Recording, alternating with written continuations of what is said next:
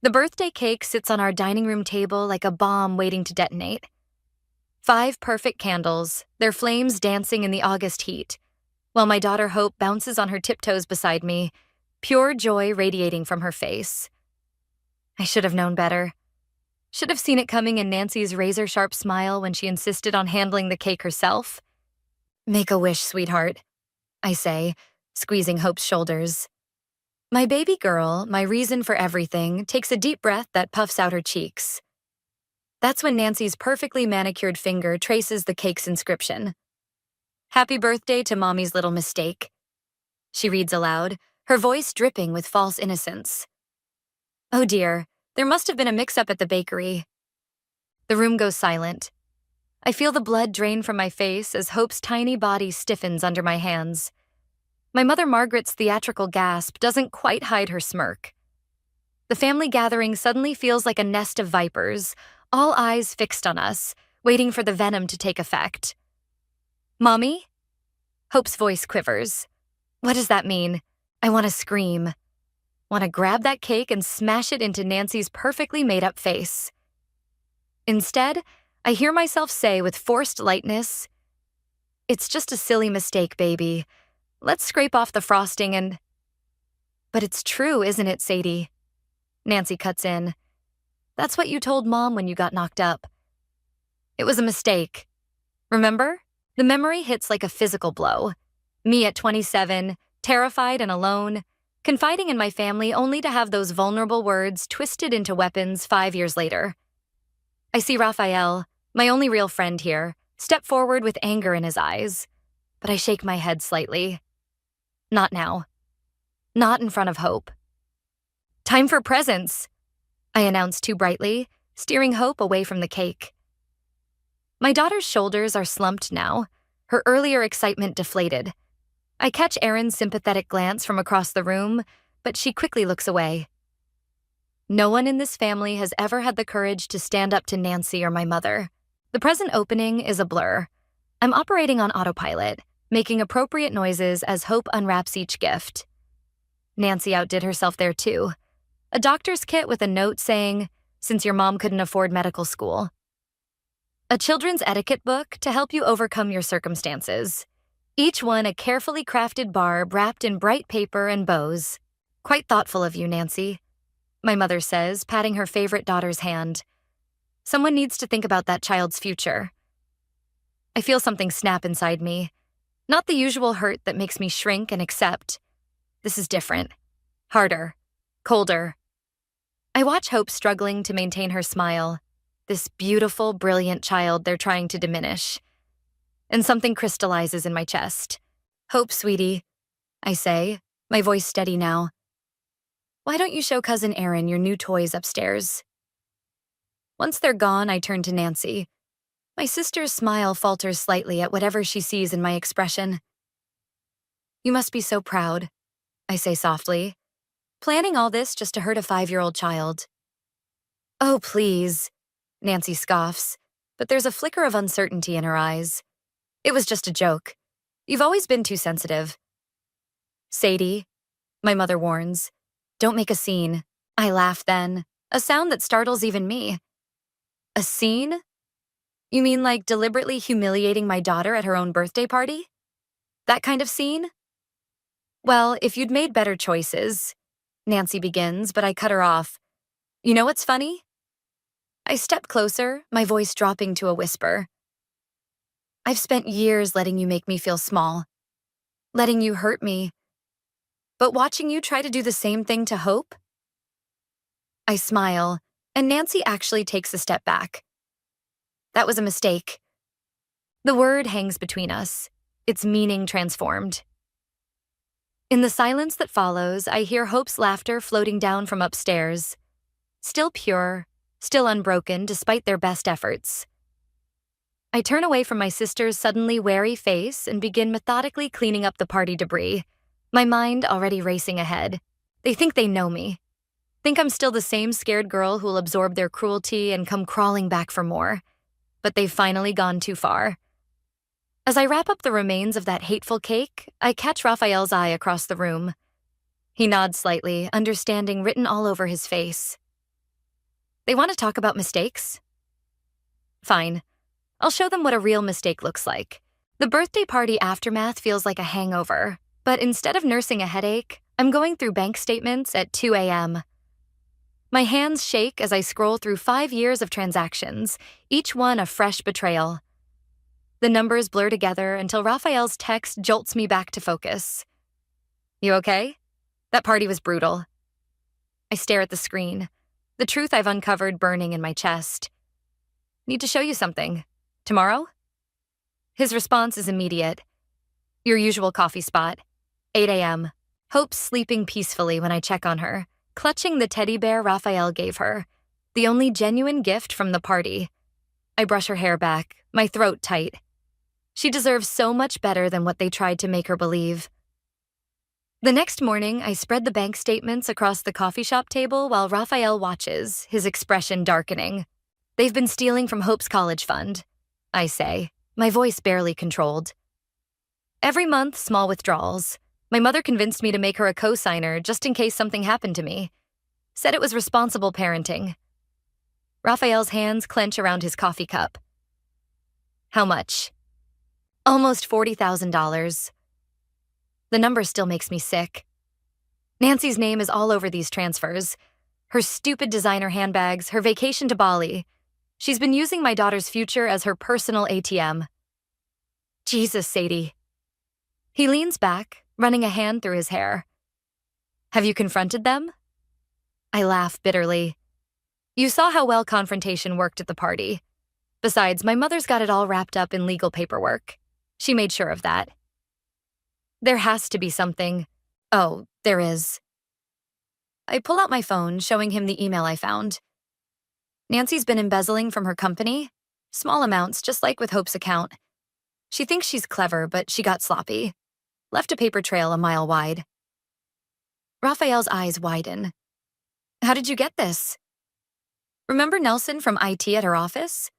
Turns out he's had a crush on me since high school. Amazing what people will share over drinks. Sadie. Raphael's voice carries a warning note. I know what you're thinking. But they crossed a line. That cake? That was just the final insult. They've been stealing my daughter's future right out from under me, laughing about it probably. My voice cracks. Every time Nancy showed up with some new luxury purchase, every time my mother lectured me about financial responsibility, they were using Hope's money. What are you planning?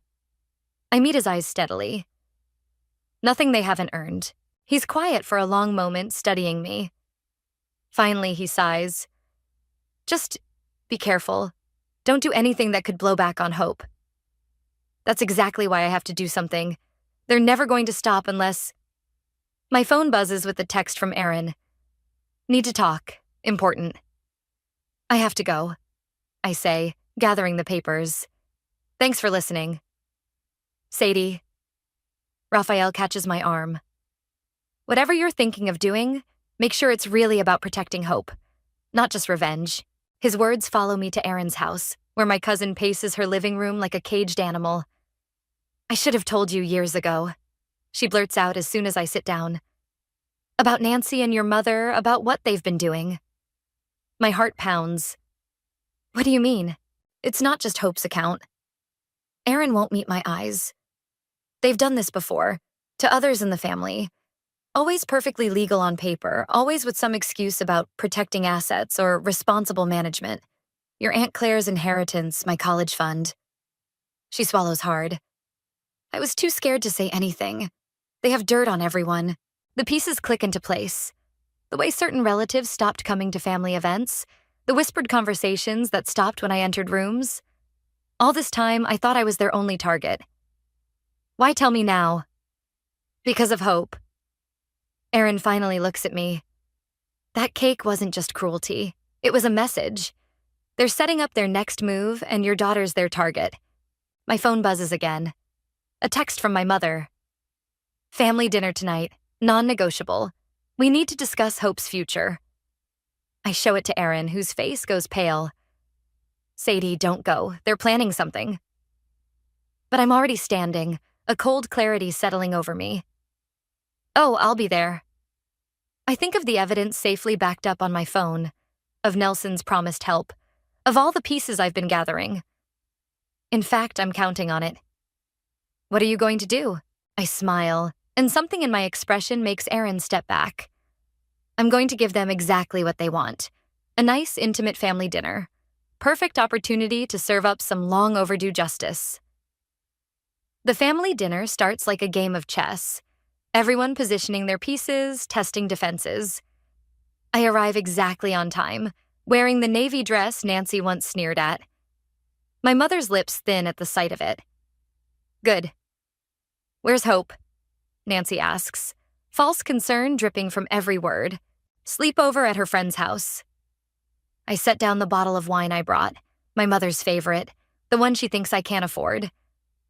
Thought we adults should talk freely. My mother's dining room feels like a stage set, crystal glasses catching the light, silver polish to mirrors. Everything perfect, everything fake. Just like them. Well, my mother says, lifting her wine glass, we need to discuss Hope's educational trust. I've been reviewing the accounts. Funny you should mention that. I pull out my phone, fingers steady despite my racing heart. I've been doing some reviewing myself. The plan is simple. Confront them with evidence of the embezzlement, watch them squirm, then propose my terms. But Nancy's next words throw me completely off balance. Oh, you mean the transfers? She smiles, all teeth. Mother already spoke to the bank. Everything's been sorted out. Just a clerical error. I blink. What? Really, Sadie? My mother sighs. Did you think we wouldn't notice your little investigation? Nancy saw you with Nelson yesterday.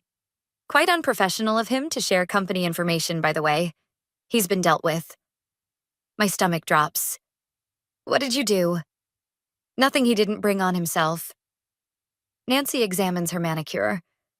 Though his supervisor was very interested in certain irregularities we found in his work history, the weight of my failure crashes over me. Nelson was supposed to be my ace, my way in. Now he's probably unemployed, possibly facing charges, all because I dragged him into this. You're bluffing. I manage, but my voice wavers. Check your phone, my mother suggests. Those incriminating emails you were so excited about? Gone. Amazing how efficient IT departments can be when properly motivated. My fingers fumble with the phone, but she's right. Everything I collected, every careful piece of evidence, vanished. I feel the room spinning slightly. Face it, little sister. Nancy leans forward. You're out of your league. Always have been. That money was for Hope's future, I whisper. And it still is. My mother's voice turns soothing, reasonable. We're simply ensuring it's managed properly, by people who understand finance, who can make responsible decisions. Unlike you, Nancy adds. I stand up so quickly my chair scrapes against the floor. I need some air. In the bathroom, I splash cold water on my face, trying to steady my breathing. My phone buzzes. Raphael. How's it going? I stare at my reflection, at the woman who thought she could outmaneuver them. They knew. They were always 10 steps ahead. Sadie, listen. I have to go. I hang up, gripping the sink edge until my knuckles turn white. When I return, they're discussing Hope's private school options as if nothing happened. As if they haven't just destroyed my only leverage. You'll see reason eventually, my mother says, passing the salad. We only want what's best for Hope. That's when I notice something odd. Nancy's hand trembles slightly as she reaches for her wine. My mother's smile seems fixed, artificial. They're trying too hard to appear in control. You know what's funny? I say slowly. You went to all this trouble to erase those emails, but you didn't ask what else I might have found. Nancy's fork clatters against her plate. Or who else I might have talked to. I think of Aaron's revelation, of all those disappeared relatives. It's amazing how many people are willing to share stories once someone finally starts asking questions. Enough. My mother's voice cracks like a whip. You're being ridiculous, but I see it now. The flash of fear in their eyes. They're scared. Not of the evidence I gathered, but of what I might discover next. Of all their careful lies unraveling. You're right, I say, standing. This dinner was a mistake, but don't worry, I won't make the same one twice. Nancy calls after me as I leave, but I don't turn back. In my car, my phone lights up with a text from Raphael. Got your backup files. All safe. Ready when you are. I smile, remembering Nancy's shaking hands, my mother's brittle control. They think they've won. Think they've scared me back into line. But they've actually given me something far more valuable than evidence. They've shown me their fear. And now I know exactly where to push. Raphael's apartment feels like a war room, with papers and laptops spread across his coffee table. 3 days since the dinner disaster, and we've been working every spare moment mapping out connections, following money trails. Look at this, he says, pointing to his screen. Every time your mother helped manage someone's money, Nancy got a new client at her firm. Too consistent to be coincidence. I lean closer, our shoulders touching. The contact feels warm, grounding. They're working together. Mother finds the targets, Nancy handles the legal side. And everyone stays quiet because... He stops as my phone rings. Erin's name flashes on the screen. Sadie? Her voice sounds strange. Can you come over, please? Something in her tone makes my skin prickle. I'll be there in 20. Raphael catches my arm as I stand. Be careful.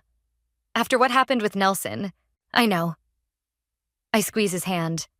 I'll text you. Erin's house is dark except for one lamp. She's curled on her couch, looking smaller than usual. A half-empty wine bottle sits on her coffee table. They came to see me, she says before I can speak. Your mother and Nancy. They know I talked to you. My heart stutters. Did they threaten you? Not exactly. They reminded me about Michael. Your brother? What about him? Erin takes a shaking breath.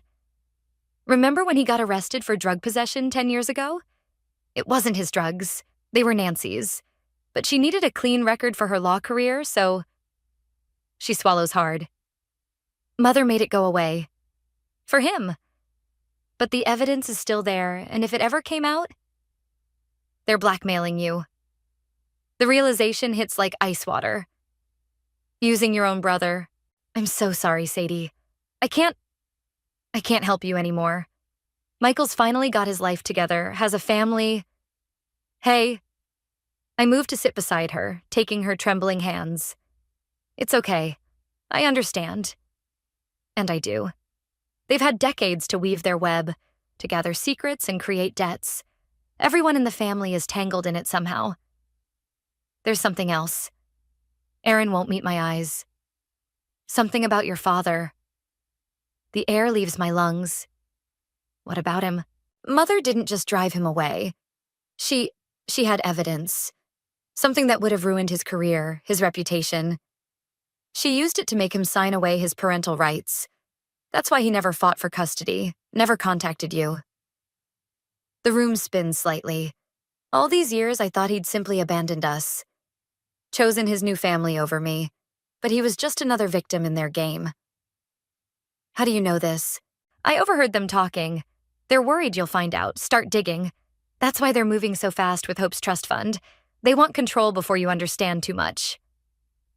My phone buzzes. Raphael sending a string of urgent messages, but I can barely focus on the screen. Thank you, I tell Erin. For telling me. For everything. What are you going to do? I stand, my mind already racing ahead. Nothing you need to worry about. The less you know, the better. Back in my car, I finally read Raphael's messages. He's found something big.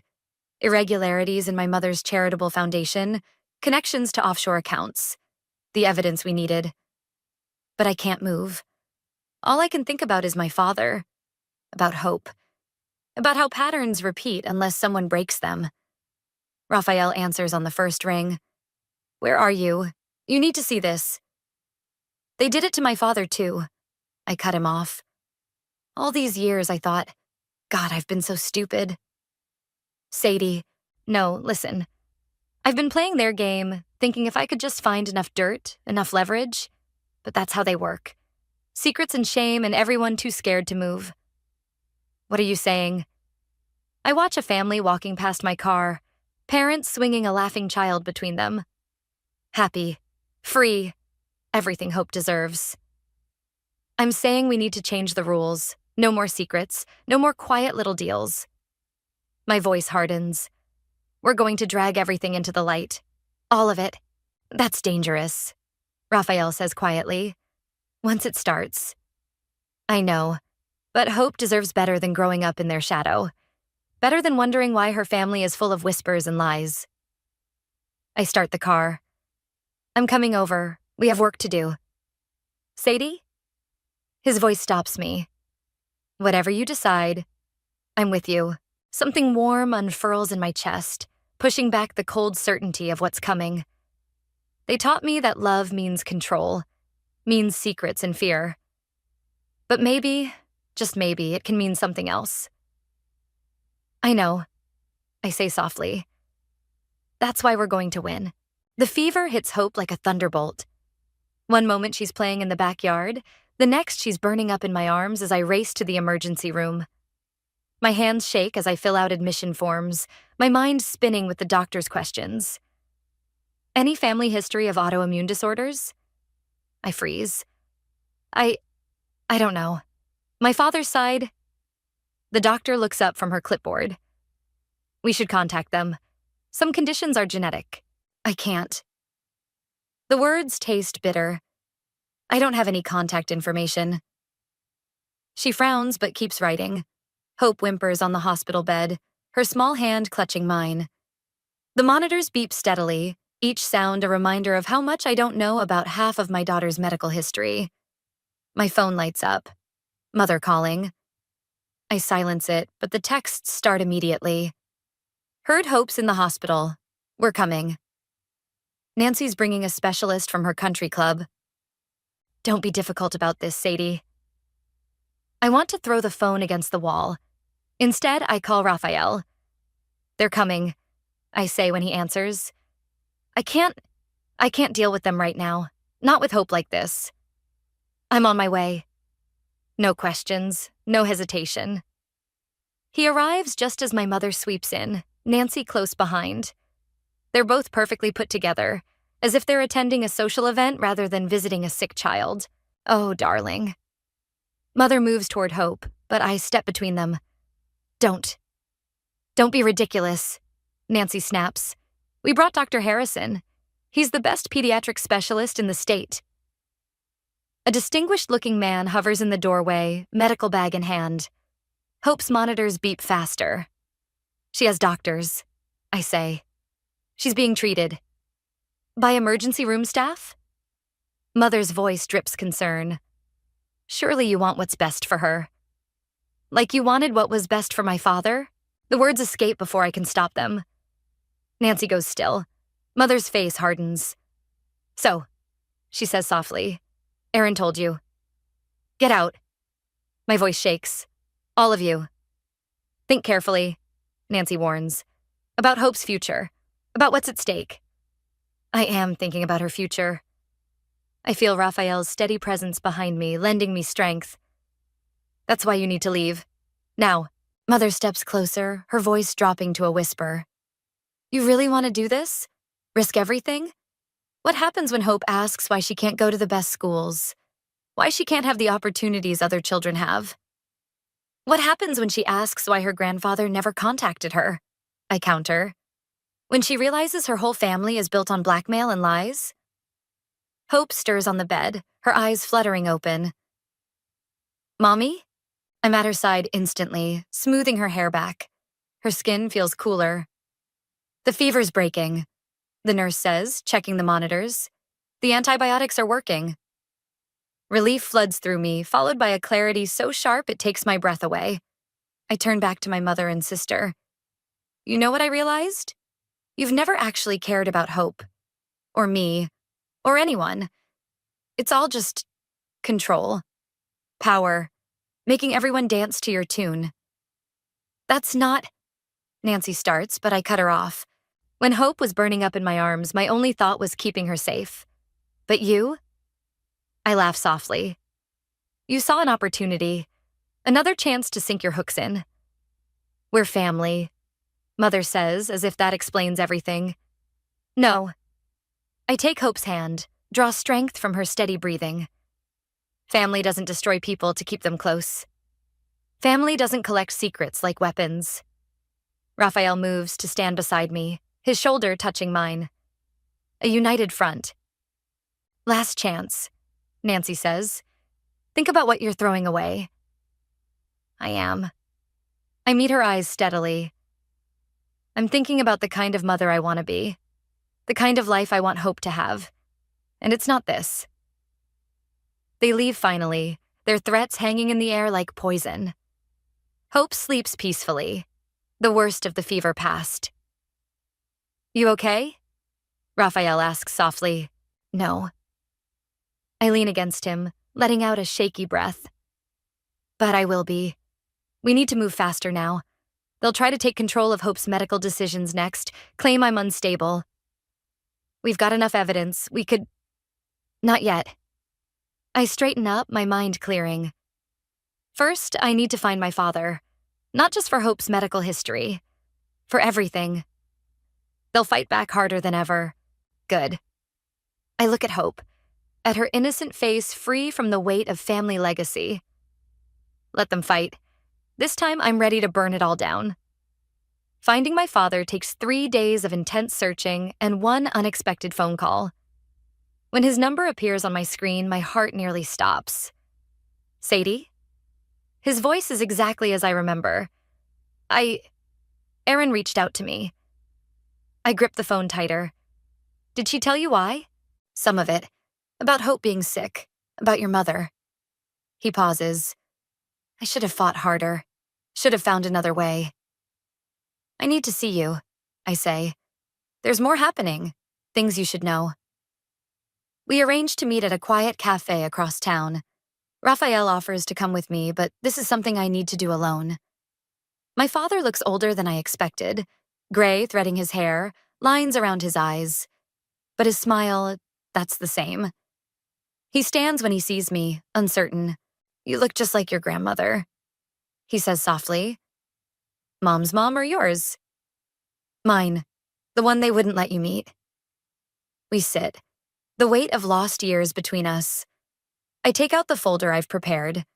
Documents, bank statements, everything we've gathered.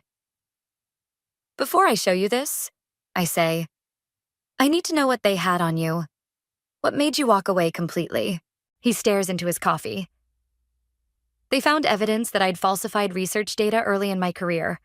One small study, but it would have destroyed everything I'd built.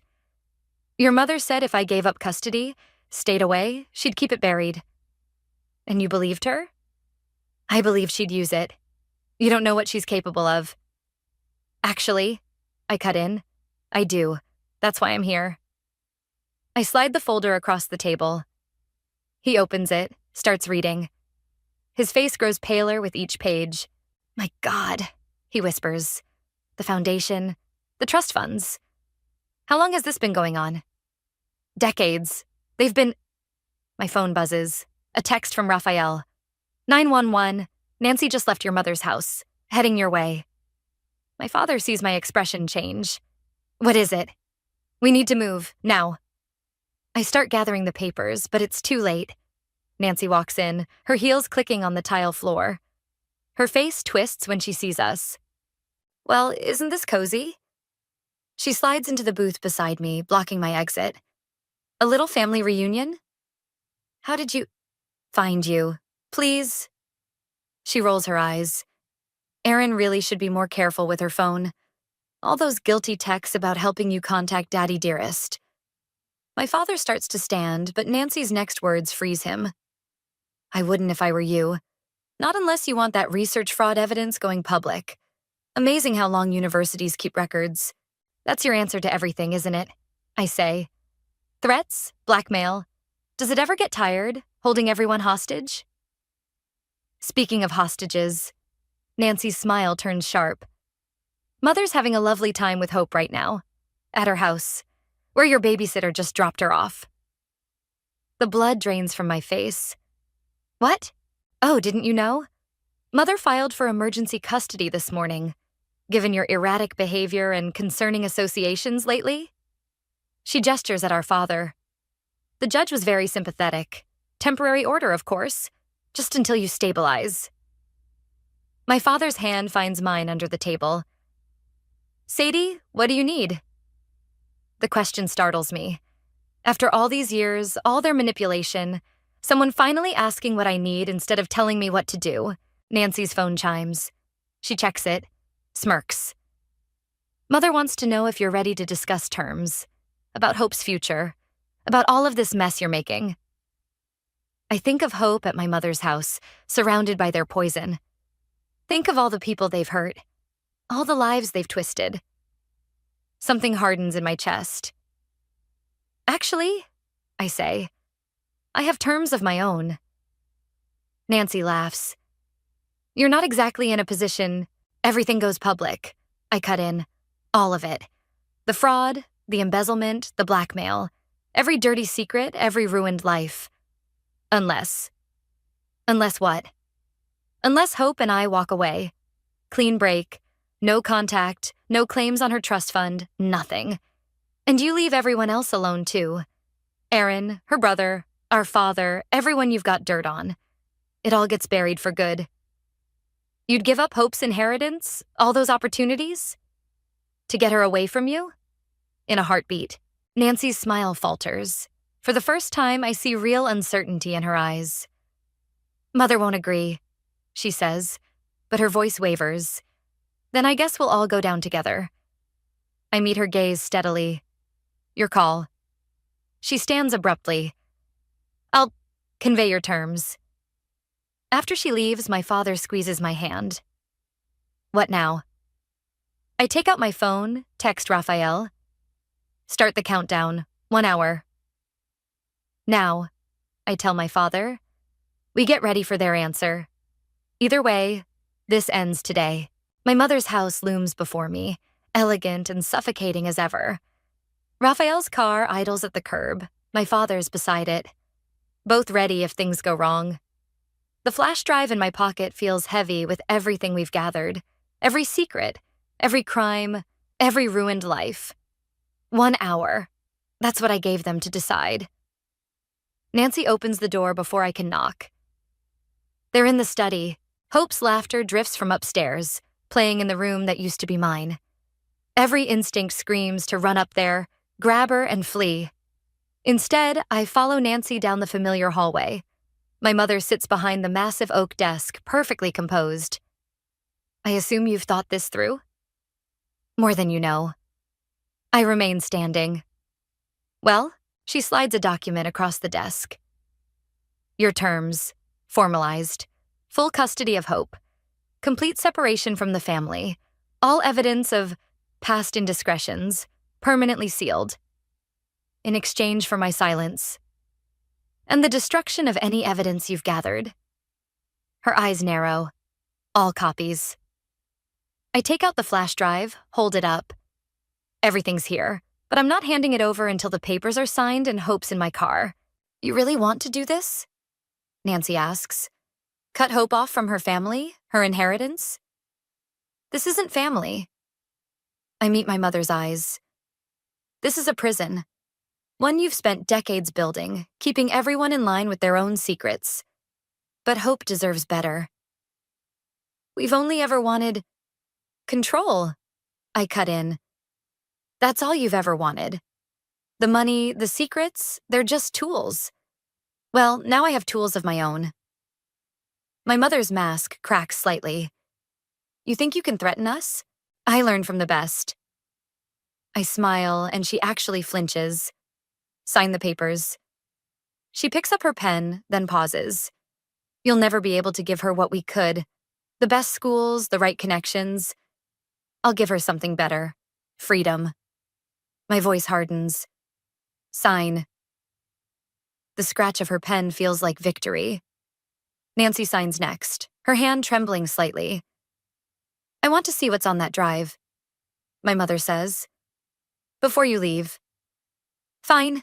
I plug it into her computer, pull up the files, watch their faces as they scroll through decades of carefully documented crimes. Nancy's embezzlement, the fraudulent foundation, every manipulated trust fund, every blackmailed relative. My God, Nancy whispers. How did you... I had help. Turns out when you hurt enough people, eventually they fight back. A small sound makes us all turn. Hope stands in the doorway, clutching her backpack. Ready to go, baby? I keep my voice steady. She nods, but my mother stands. Hope, sweetheart, don't you want to stay? We could have ice cream, play in the garden. No. Hope's voice is small but firm. I want to go home. Something shifts in my mother's expression. Recognition, maybe, of a power she can't control. She sinks back into her chair, suddenly looking old. The papers are signed, I say. We're done here. Sadie. Nancy catches my arm as I reach for Hope's hand. What happens now? Now? You live with the knowledge that one wrong move, one attempt to contact us or hurt anyone else in the family, and everything goes public. Think of it as karma. You're just like her, Nancy spits, using secrets as weapons. No. I scoop Hope up, feel her arms wrap around my neck. I'm using the truth to set us free. There's a difference. Outside, Raphael and my father straighten up from their cars. Everything okay? Raphael asks. I look at Hope's face, see nothing but trust there. Better than okay. Ice cream? Hope asks hopefully.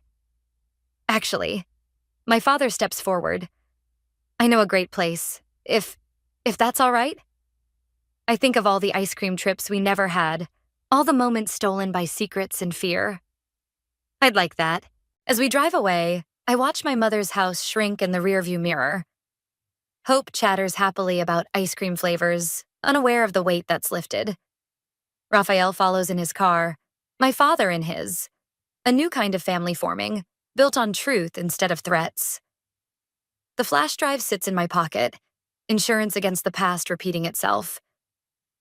But looking at Hope's smile in the mirror, I know I'll never need it. Some chains once broken, stay broken. Mommy? Hope asks. Are we going to be okay? I catch Raphael's supportive smile in the rearview mirror, see my father's car keeping steady pace behind us. Yeah, baby, I say, and for the first time in years, I completely believe it. We're going to be better than okay. The ice cream parlor is exactly as my father remembered. Red vinyl booths, chrome fixtures, the sweet smell of waffle cones. Hope sits between us, demolishing a sundae almost as big as her head. My father keeps sneaking glances at her, like he can't quite believe she's real. You have chocolate on your nose, I tell her, reaching for a napkin. Just like you used to, my father says softly. Every Sunday after church, the memory hits unexpectedly. Sitting in a booth just like this, my father wiping ice cream from my face while my mother complained about proper manners. Before the secrets took over, before everything broke. Raphael returns from the counter with more napkins, slides in beside me. His presence steadies me as it has through everything. I found something, he says quietly, showing me his phone. About your grandmother, your father's mother. My heart skips. What? She's alive. In a nursing home 2 hours from here. My father's hand trembles on the table. Mother? But they told me she died years ago. Right after you left. I finish. Another lie. Another manipulation. Hope looks up from her sundae. Who's alive? Your great-grandmother, I tell her. Would you like to meet her? Her eyes light up. Another grandma? A better one, my father says, his voice rough with emotion. My phone buzzes. A text from Erin. Nancy just left town. Heading to California. Mother's not answering anyone's calls. I should feel triumph, or at least satisfaction. Instead, there's only a quiet certainty that we made the right choice. Their power was always in isolation, in keeping everyone separate and scared. But here we sit, 3 generations in a booth, building something new from the ashes of their control. Can we go see her now? Hope asks, practically bouncing. Please? I look at my father, see the hope and fear warring in his expression. We should call first, he says. Make sure. Already did, Raphael admits. She's been asking about you for years, both of you. The last piece clicks into place. Not just escaping my mother's web, but building a new family, one based on choice and truth rather than obligation and fear. Finish your ice cream first, I tell Hope. Then we'll go. She attacks her sundae with renewed vigor while my father makes the call, his voice cracking when he says, Mother? I lean against Raphael, watching them both. You okay? He asks softly. I thought ending things with them would feel like losing something, I admit. But it feels like finally being able to breathe. Freedom usually does. Hope tugs my sleeve. Done. Can we go now? I look at my father, still on the phone, tears streaming down his face as he listens to his mother's voice. At Raphael, who helped me find strength I didn't know I had. At Hope, who deserves every chance at joy and love without conditions. Yeah, baby, we can go. As we gather our things, a familiar figure appears outside the window. My mother, standing alone on the sidewalk, watching us. Our eyes meet through the glass. For a moment, I see her clearly. Not as the manipulative matriarch, but as someone who built a cage so perfect she trapped herself inside it. She raises her hand, not waving, just acknowledging. I nod once, then turn away. Her choice was power. Mine is freedom. Ready? Raphael asks, holding the door. Hope skips ahead with my father, chattering about meeting her new grandmother. I take Raphael's hand, feeling the warmth of it, the promise of support without demands. You never told me, I say as we walk to the cars. Why did you help me? Really? He smiles. Because the first time I saw you with Hope, I realized what real love looks like. Not the kind that comes with conditions or costs. Just love. Hope calls from ahead. Mommy, come on. I squeeze Raphael's hand, then let go to catch up with my daughter. The afternoon sun feels warm on my face, and ahead lies a grandmother's embrace, a father's redemption, a future unbound by secrets. Behind us, the ice cream parlor's bell chimes one last time. I don't look back to see if my mother's still watching. Her story was about power and control. But mine? Mine is about breaking free. About choosing love over fear. Truth over safety. Mine is about building something better from the broken pieces. And it's only just beginning.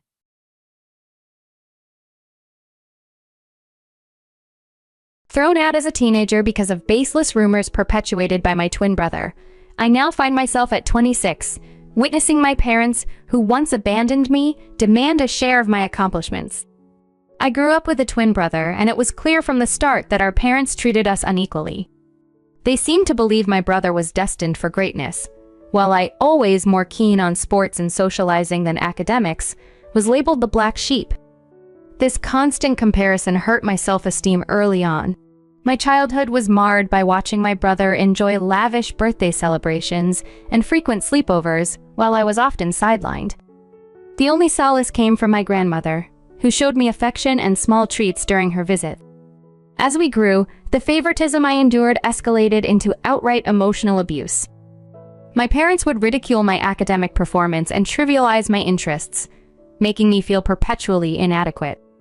Despite my talents in sports, they restricted me from participating in any extracurricular activities, insisting I focus solely on my studies like my brother.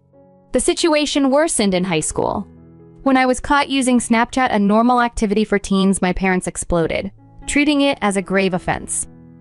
They destroyed my belongings, removed my bedroom door, and declared I'd have no privacy under their roof. During this time, my brother exacerbated the toxic environment by lying about me, enabling him to escape blame for his own misdeeds by pinning them on me. He even mocked me at school and spread rumors that I was abusive at home, going as far as to injure himself to lend credibility to his claims. This manipulation tarnished my reputation, alienating me from friends and causing them to view me with suspicion. Despite these challenges, I remained sociable and made numerous friends, unlike my brother, who struggled socially. His envy peaked when none of his friends attended his 16th birthday, whereas mine took me out and made it special. This disparity fueled his vendetta, leading him to intensify his campaign of defamation against me. It felt like a sudden switch had been flipped. People began avoiding me, hesitant to be associated with the girl now labeled as violent and spoiled. One day, driven by a mix of confusion and hurt, I confronted my former best friend to understand why our relationship had changed. She hesitantly explained that my twin brother had been spreading harmful rumors about me, fabricating stories and accusing me of actions I had never committed.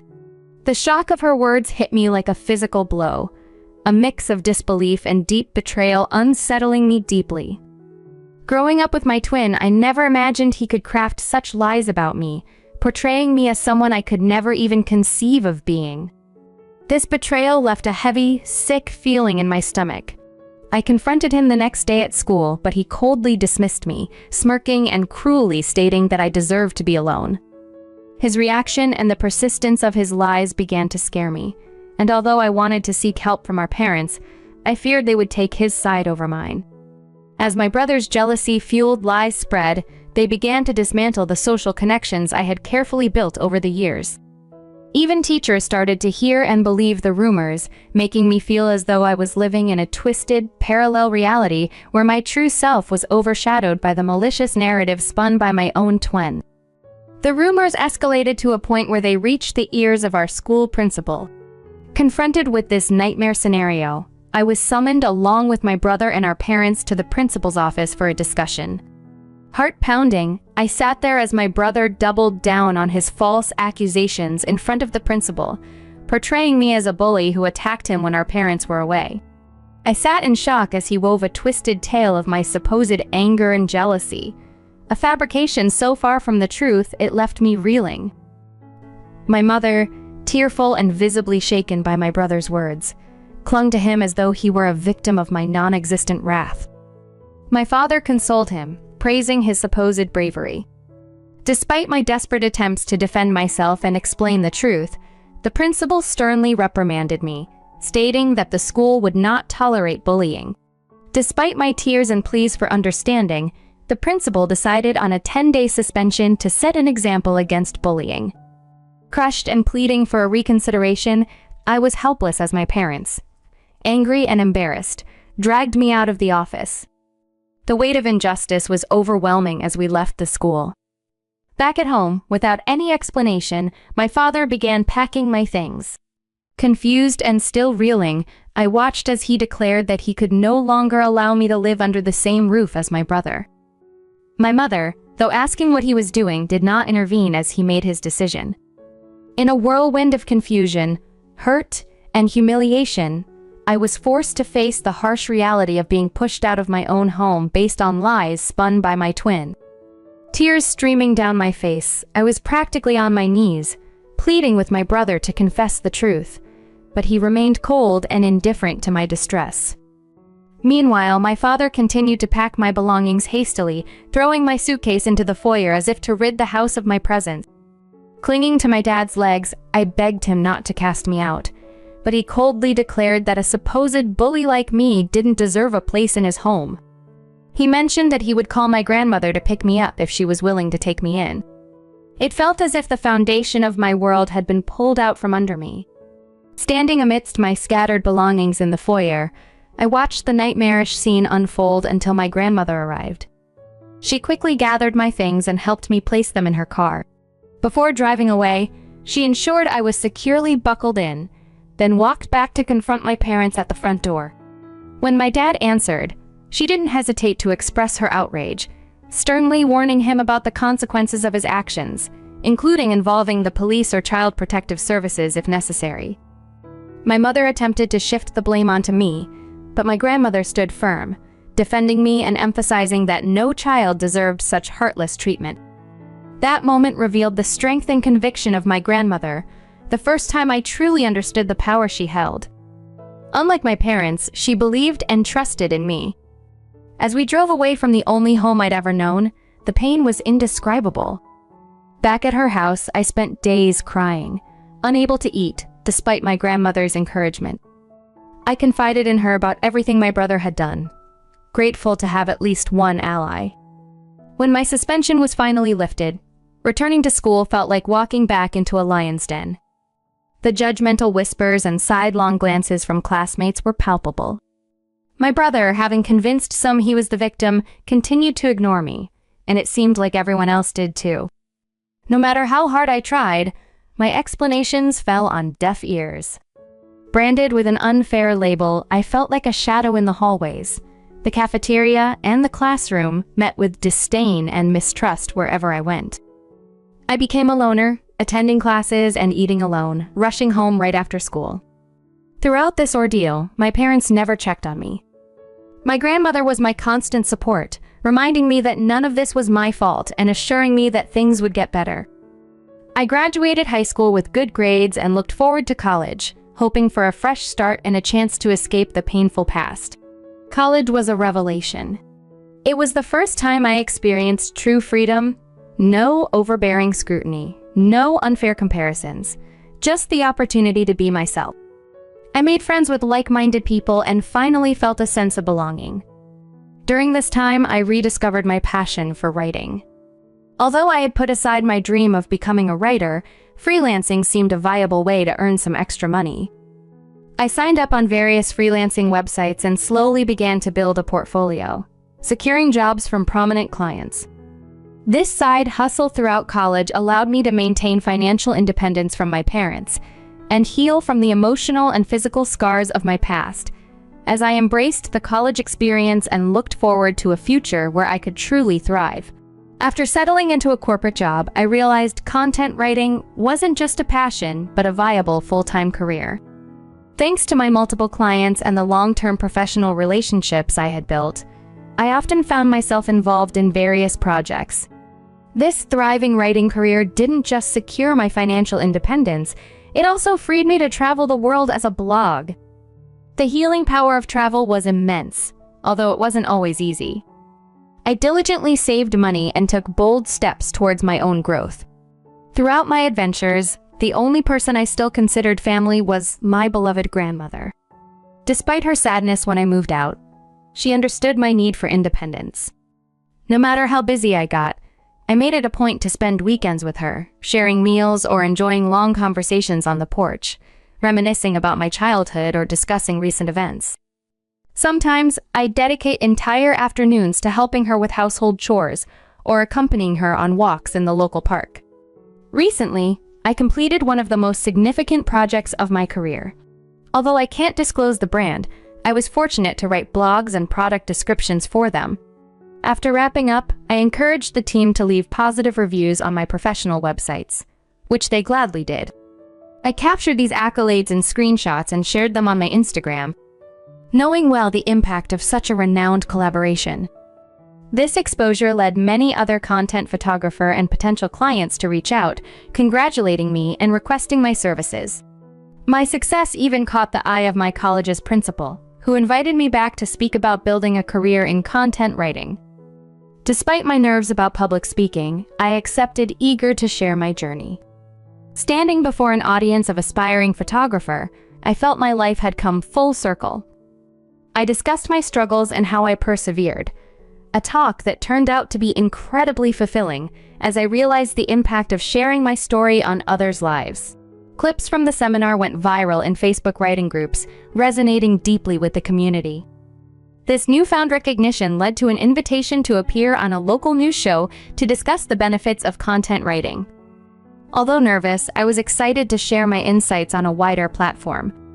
On the show, I highlighted the significance of client feedback and how even a simple post of appreciation can open remarkable new opportunities.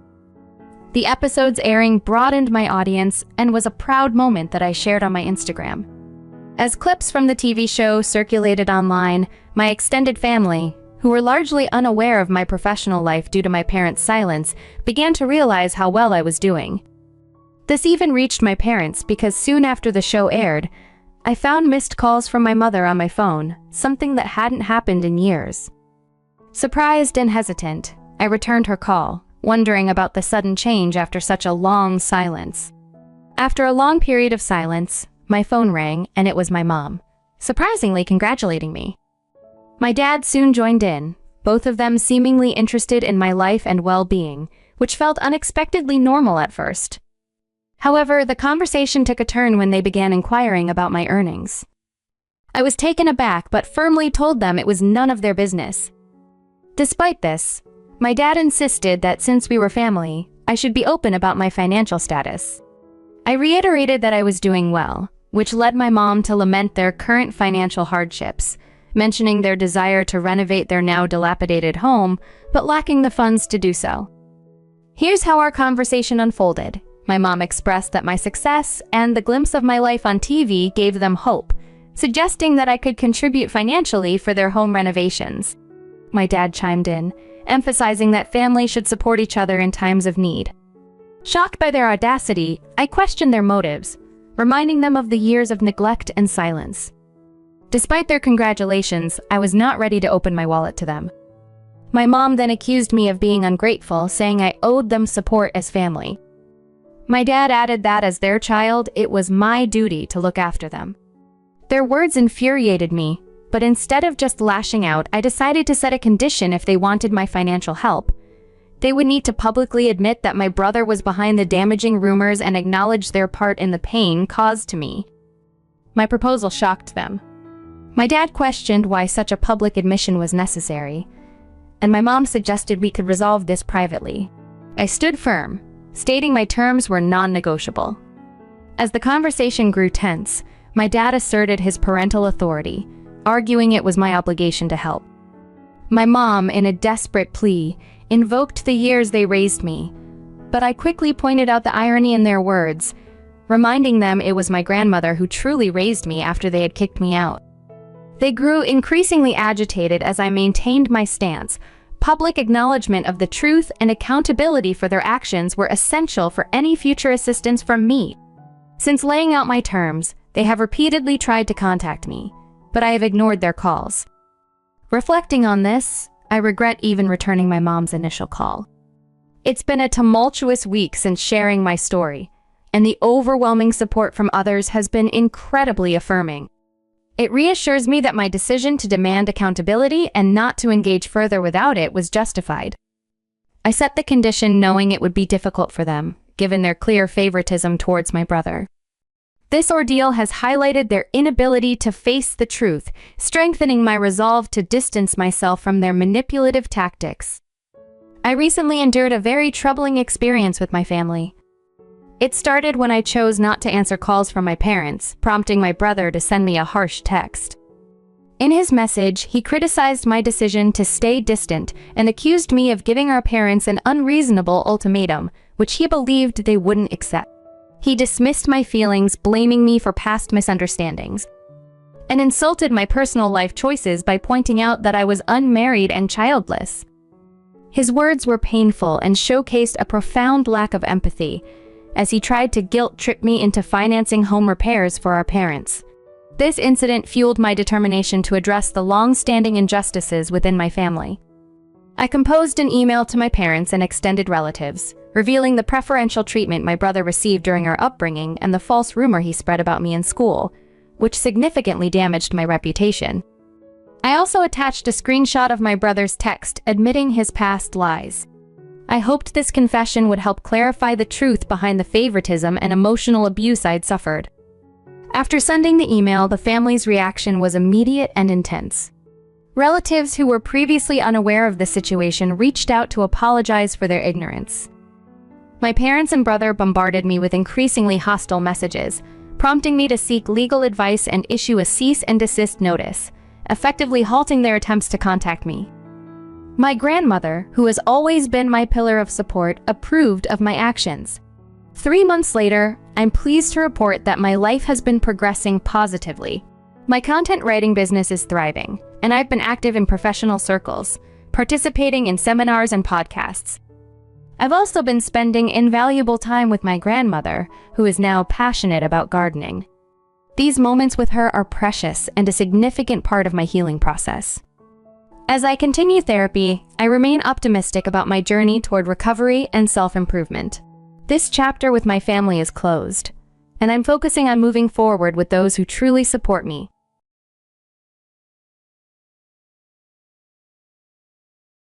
I, a 15-year-old girl, have often felt sidelined within my own family, especially in comparison to my younger brother, Oliver, who is 14 and adopted. Oliver was brought into our family about 9 years ago, and strangely, he appears to blend in more seamlessly than I do. My parents have even remarked humorously how much more he resembles them, suggesting he is more their ideal child, though their jokes feel hurtful and serious to me. Our family could easily grace the covers of lifestyle magazines, embodying conventional beauty, a standard I feel I don't meet.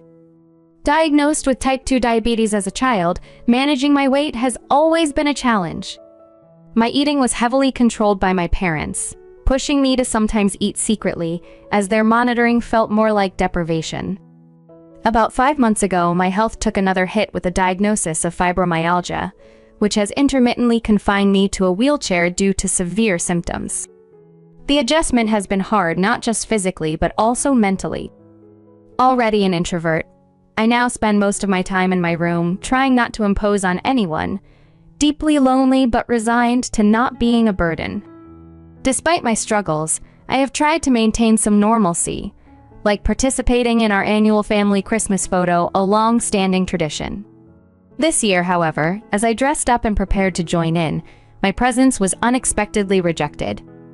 My parents awkwardly suggested the photo be limited to just them and Oliver, citing my wheelchair as a reason it would spoil the picture. I offered to stand for a few shots, but they refused, making it clear they did not want me included at all.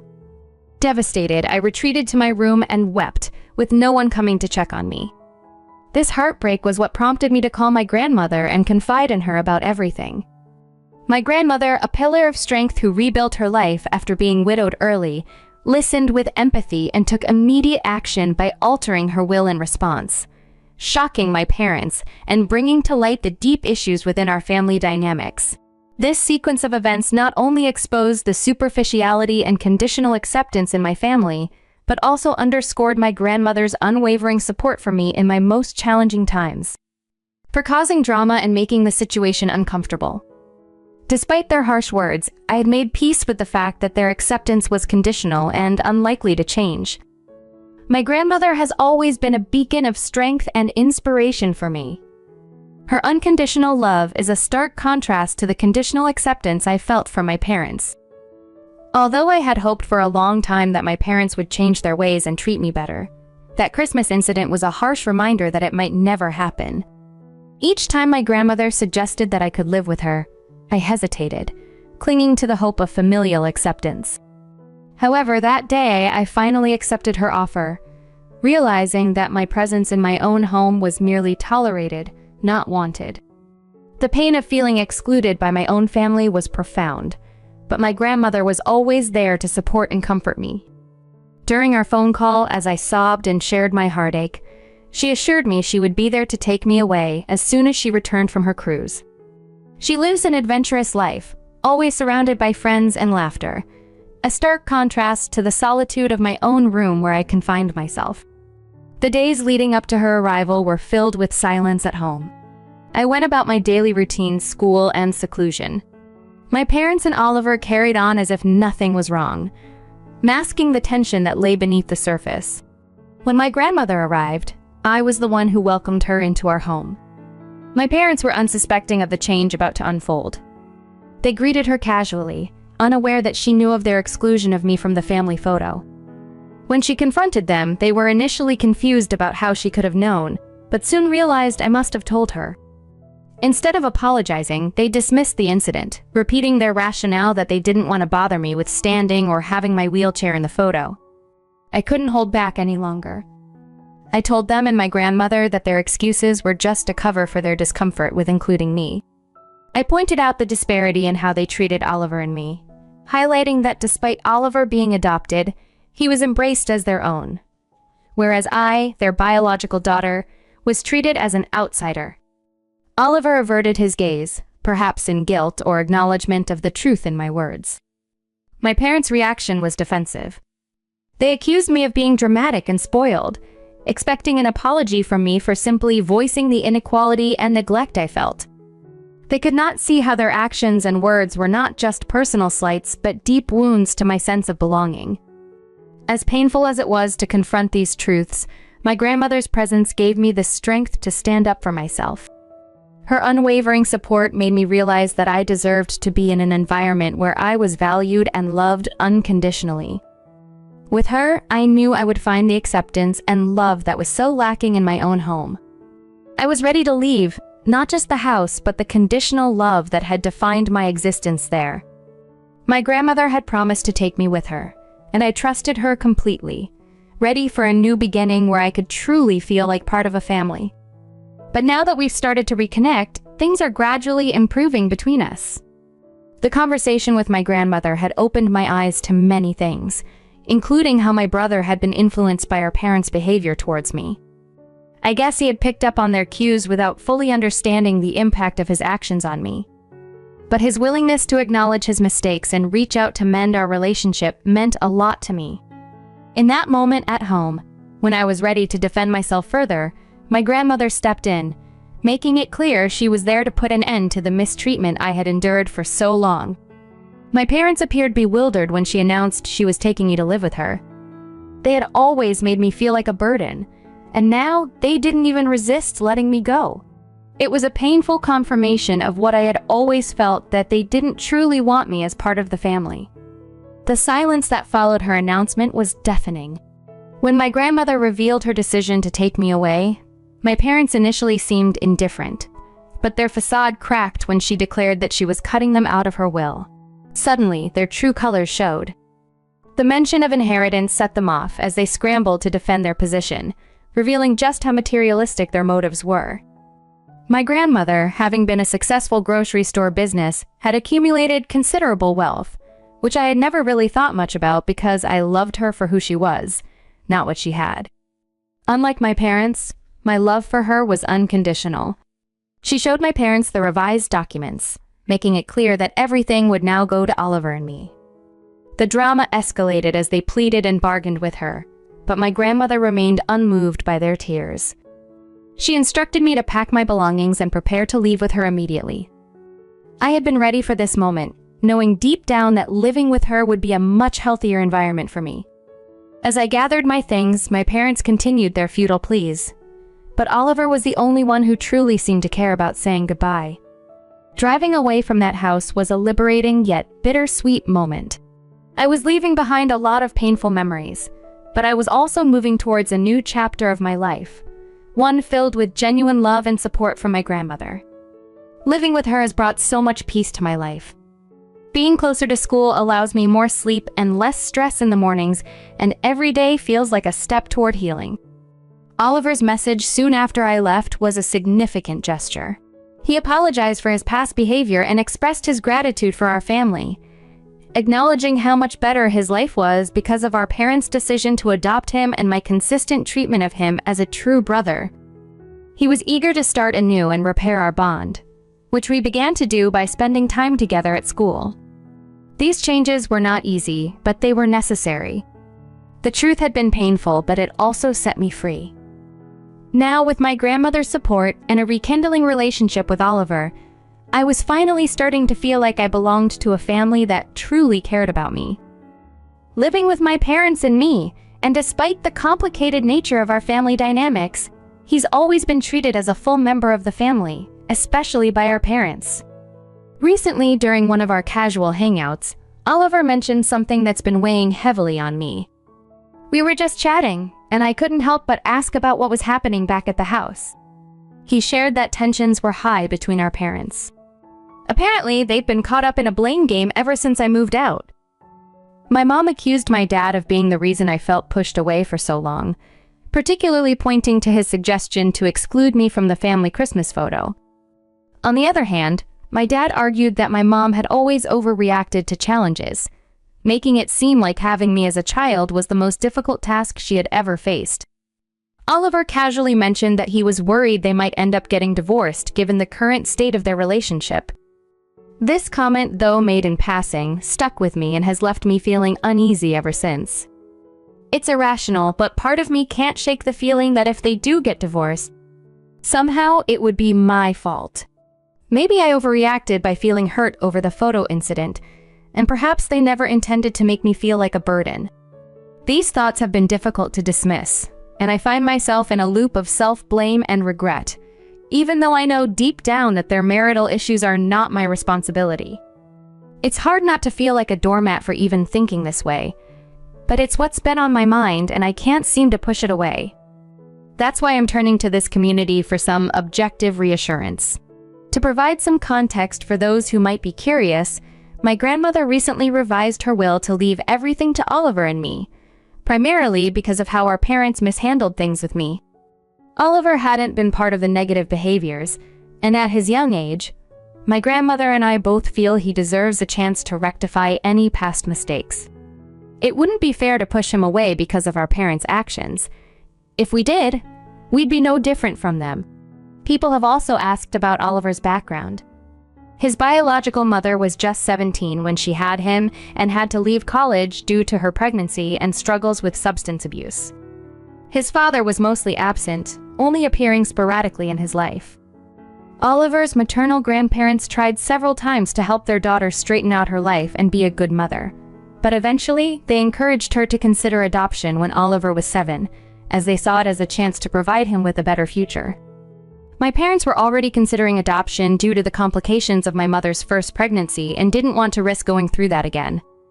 They knew Oliver's biological mother's cousin from college, which is how they learned about Oliver's situation.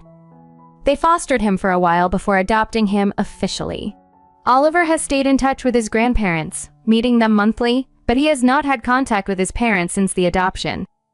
His mother finds it too painful to see him, and his father has completely disappeared from his life.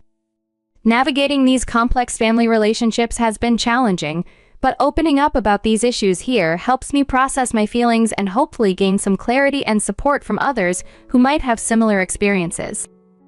A lot, and their sudden apology, although needed, felt insincere and more about them wanting to mend their image before I left for college.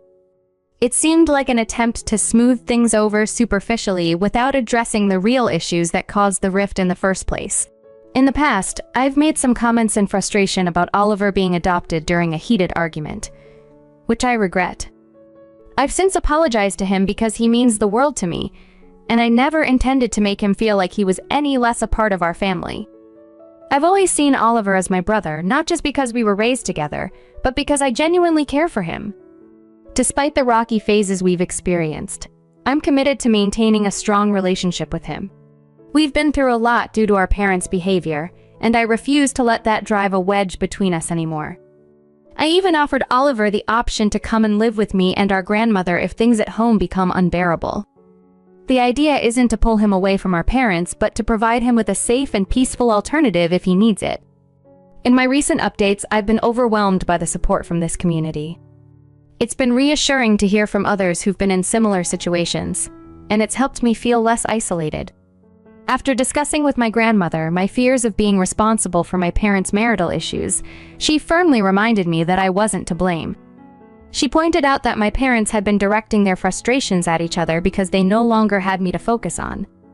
This shift in their dynamics wasn't caused by me standing up for myself, but by their inability to handle their own problems constructively. If they end up divorcing, it would indeed be sad. But it is not my burden to bear. Oliver and I have discussed this too, and he reassured me that he didn't intend to make me feel guilty about their problems. He was just answering my question. Recently, my parents visited unexpectedly to discuss our strained relationship. They took time off work to talk, but it wasn't a great day for me, and I wasn't in the right headspace to engage.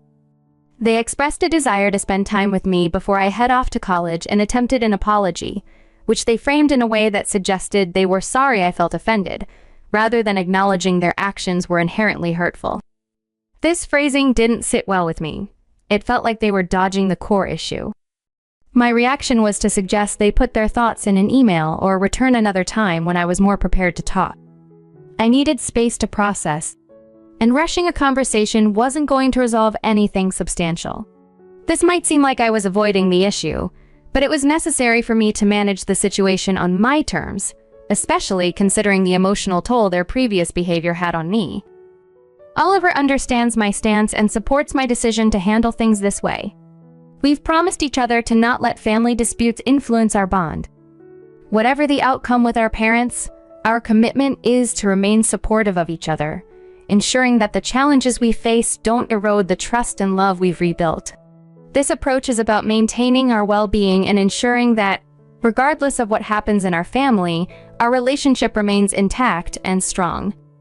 After a series of challenging interactions, it's become clear that my parents' approach to our issues isn't just about understanding me or correcting past mistakes. During a recent attempt at conversation, I tried explaining that my upset feelings were due to their offensive actions. However, rather than acknowledging this and working to make amends, they shifted the focus, claiming my distance was to blame for their ignorance of my struggles.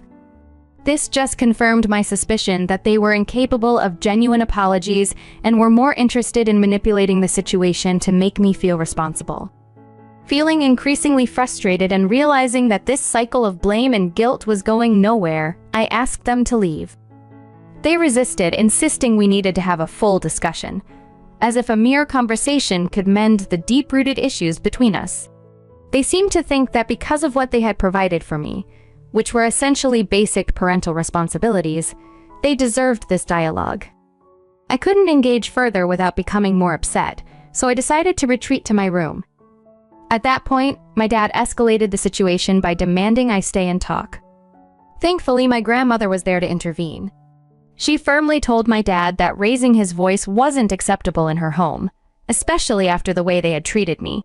She made it clear that if I chose not to engage, they had to respect that decision and leave. This incident was an eye-opener for both me and them. It underscored that their main concern was how this familial discord might look to others rather than the actual well-being of their children. They were worried about appearances, fearing what people might think if they knew I had moved in with my grandmother.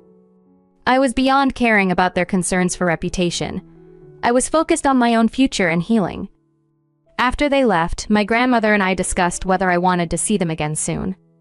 For now, my answer was a resounding no. She supported my decision, assuring me that she wouldn't allow them to just drop by uninvited next time. I also talked to Oliver about their visit. He was surprised by their actions and expressed that the mood at home was gloomy since their return. While I felt for him, I knew I needed to maintain this distance for my own mental health. That I'll be leaving for college in a week. I got into my first-choice school, and my grandmother has arranged everything for my move. She'll even stay with me for the first couple of weeks to help me settle into my new apartment. It's a big step, living on my own, but I'm ready and looking forward to what the future holds. My mental health has significantly improved without the constant stress from my parents. Oliver and I plan to keep in close contact through FaceTime, aiming to chat at least once a week. Although I'm sad to leave my current life and the security of my grandmother's home, I'm genuinely excited about starting this new chapter.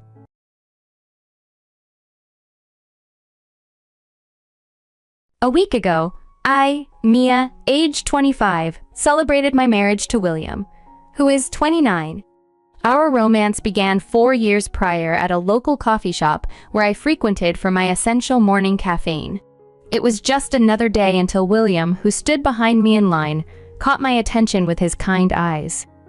At first, I didn't pay much mind, focused solely on grabbing my latte. However, fate had other plans as we bumped into each other again later that week. This time, we struck up a conversation while waiting for our orders, sharing laughs and stories about everything from our favorite books to memorable childhood moments. As we continued to meet, going on dates and exploring places like museums and trails, I realized William was truly special. His humor, intelligence, and supportive nature were evident, and he had a way of making me feel wholly comfortable and cherished. On our second anniversary, William proposed during a romantic getaway to a charming mountain cabin, complete with a snowfall and a cozy fireplace setting. Our engagement marked a joyful time, but it also introduced me to his mother, Sophia, for the first time. Initially, Sophia was incredibly welcoming, expressing her excitement about having a daughter-in-law since William was her only child. She seemed thrilled to expand her family. However, her demeanor changed when she visited us to help with wedding planning. What started as a promising bonding opportunity soured as her comments became increasingly passive-aggressive, dampening the mood of our interactions. The situation escalated on our wedding day when, unbeknownst to me, Sophia spiked my drink. The effects were immediate and severe. I fainted, and the reception was utterly ruined. In the aftermath, Sophia attempted to mend fences by offering me $10,000 as a gesture of apology. Meanwhile, William had to make tough decisions regarding his relationship with his mother following her shocking act. Despite these challenges, our story continues as we navigate these complex family dynamics together. During the time I was planning my wedding, I had an increasingly uncomfortable experience with William's mom, Sophia. Initially, Sophia seemed genuinely thrilled about me joining the family, showering me with warmth and excitement. However, as we spent more time together, her attitude began to subtly shift, revealing a side of her that was judgmental and passive-aggressive. It all started one morning when she made a remark about my choice of breakfast, insinuating that I didn't care much about maintaining a healthy diet. This was just the beginning. As we went shopping for wedding decorations, Sophia dropped another comment about how a friend's daughter had lost weight for her wedding, looking stunning as a result, and suggested I might consider doing the same. I was taken aback by her implication but brushed it off, affirming my contentment with my body. Yet, these interactions left me feeling scrutinized and self-conscious. The situation escalated when Sophia, while rummaging through my kitchen, criticized the assortment of snacks I had, hinting that I should adopt a healthier lifestyle to avoid gaining weight before the wedding. It became clear that Sophia's comments were targeted and intentional, especially since she only made them when William wasn't around. In his presence, she was all smiles and compliments, creating a stark contrast to the criticism she levied at me in private. At first, I hesitated to discuss these issues with William, not wanting to stir conflict between him and his mother, especially during such a happy phase of our engagement. I convinced myself I could handle the situation, despite the discomfort it caused. I have always been proud of my body, confident in my skin, and wasn't about to let Sophia shake that confidence. However, Sophia's visits became more frequent, encroaching on the precious weekends I had dedicated to wedding planning. It seemed she was always there, ready to offer unsolicited advice and subtle digs. One weekend, when she planned another visit, I finally mustered the courage to tell her I needed space to manage my plans without her interference. Despite this, when I mentioned looking at wedding dresses, she invited herself along and I struggled to refuse without offending her. The shopping trip was as draining as I had anticipated. Sophia dominated the experience, picking out dresses that didn't appeal to me and critiquing the ones I liked, particularly commenting on how they fit my body. Each remark chipped away at my enthusiasm, and I ended the day without a dress, feeling deflated and overwhelmed by her presence. After that day, Sophia continued to press me about when I would go dress shopping again, but I was determined to keep my plans private. Unfortunately, William unintentionally informed her of my next shopping date, putting me in a difficult position. Sophia called, eager to join, and I faced a tough decision. Her relentless commentary on my body had already taken a toll, and the thought of enduring that again was daunting. I knew I had to find a way to assert my need for space, for the sake of my own peace of mind during this special time. Faced with the prospect of another taxing day of shopping with Sophia's criticisms shadowing my every choice, I felt compelled to find a way to go alone. In a moment of panic, I fabricated a story, telling Sophia that the bridal shop had a strict policy of allowing only 3 guests per bride, and that my mom and maid of honor were already accompanying me. Understandably, Sophia questioned the peculiar rule, pointing out how unlikely it sounded. I stumbled over my words, agreeing with her but insisting it was the shop's policy. I ended the call hastily, my heart pounding and a wave of guilt washing over me for lying to William's mom. Despite the guilt, I reminded myself that this day was meant to be joyful and exciting. My mom and maid of honor picked me up, and we set off for the bridal shop. Determined to make the most of it, I focused on enjoying the moment. That day, I found a dress that I absolutely adored, one that made all the previous stress seem worthwhile. After the shopping trip, Sophia's communication dwindled. She didn't call, text, or visit. She remained in touch with William, which relieved any potential tension, but her distance was palpable. I sent her a photo of me in my wedding dress, eager to share my excitement. She responded with just a thumbs-up emoji, leaving me unsure of her feelings but resolved not to let it dampen my spirits. With the wedding approaching, I was too busy with preparations to dwell on her reaction. The wedding day itself was a dream come true. The ceremony was beautiful, and as I walked down the aisle toward William, his expression was unforgettable. Our vows were heartfelt, and the reception began joyously with perfect weather, delicious food, and everyone enjoying themselves. Our first dance was magical, a testament to our love and the lessons we had taken. However, the night took an unexpected turn when I went to get a drink and found Sophia at the bar. Surprisingly cheerful, she offered to get me a Shirley Temple to help me relax and enjoy the night. I accepted, grateful for her apparent change of heart. Yet after a few sips, I felt unusually drowsy and soon collapsed, losing consciousness. Panic ensued as William called for an ambulance while I lay confused and fading in and out. When the MC arrived, they revived me and began asking about my intake for the day. I recounted everything, including the seemingly innocent Shirley Temple from Sophia. Concern grew when they inquired if I had consumed anything unusual or taken any medication. At that moment, Sophia, looking visibly remorseful, admitted she had added alcohol to my drink, thinking it would help me unwind. I was stunned by her revelation, upset that she would make such a decision without my consent. The situation escalated when my maid of honor, Ellie, informed the MPA about my anxiety medication, which could have had dangerous interactions with alcohol. The realization that Sophia's actions could have had severe consequences for my health was both shocking and sobering. This incident highlighted the underlying tensions and led to a significant conversation about boundaries and respect within our newly extended family. On my wedding day, I was understandably nervous, and to ease my anxiety, I took a small dose of my medication just before the ceremony. Little did I know, this decision would soon lead to a troubling situation. After the ceremony, during the reception, Sophia offered me a drink, which I later learned she had mixed with alcohol. The combination of the alcohol with my medication caused a severe reaction, and I collapsed. The MPs quickly arrived and explained the dangers of mixing alcohol with certain medications, emphasizing how fortunate I was that the incident wasn't more serious. The mood shifted drastically when William confronted his mother. His voice shook with anger as he demanded that she leave the reception immediately. Sophia was stunned and tried to apologize, claiming it was all a misunderstanding, but William was too upset to listen. It was heart-wrenching to see him so angry with his mother on what should have been a joyful day. The cheerful atmosphere we had carefully crafted for our wedding evaporated, and guests began to leave early, making the day feel even more tragic. William and I retreated to our hotel room, emotionally drained and trying to process the events that had unfolded.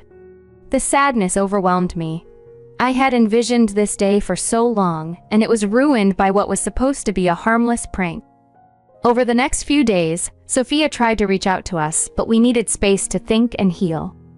The incident created a rift, and William was deeply hurt. It was challenging to see him struggle with his feelings toward his mother, whom he loved yet was incredibly upset with. When we returned home from our honeymoon, which had been a wonderful respite from the drama, Sophia was waiting for us. My heart sank. She did not apologize, but instead tried to justify her actions, claiming she meant to lighten the mood. It was frustrating to hear her refuse to acknowledge the seriousness of her actions. William reached his limit. He firmly told Sophia that she had crossed a line and needed to own up to her mistake.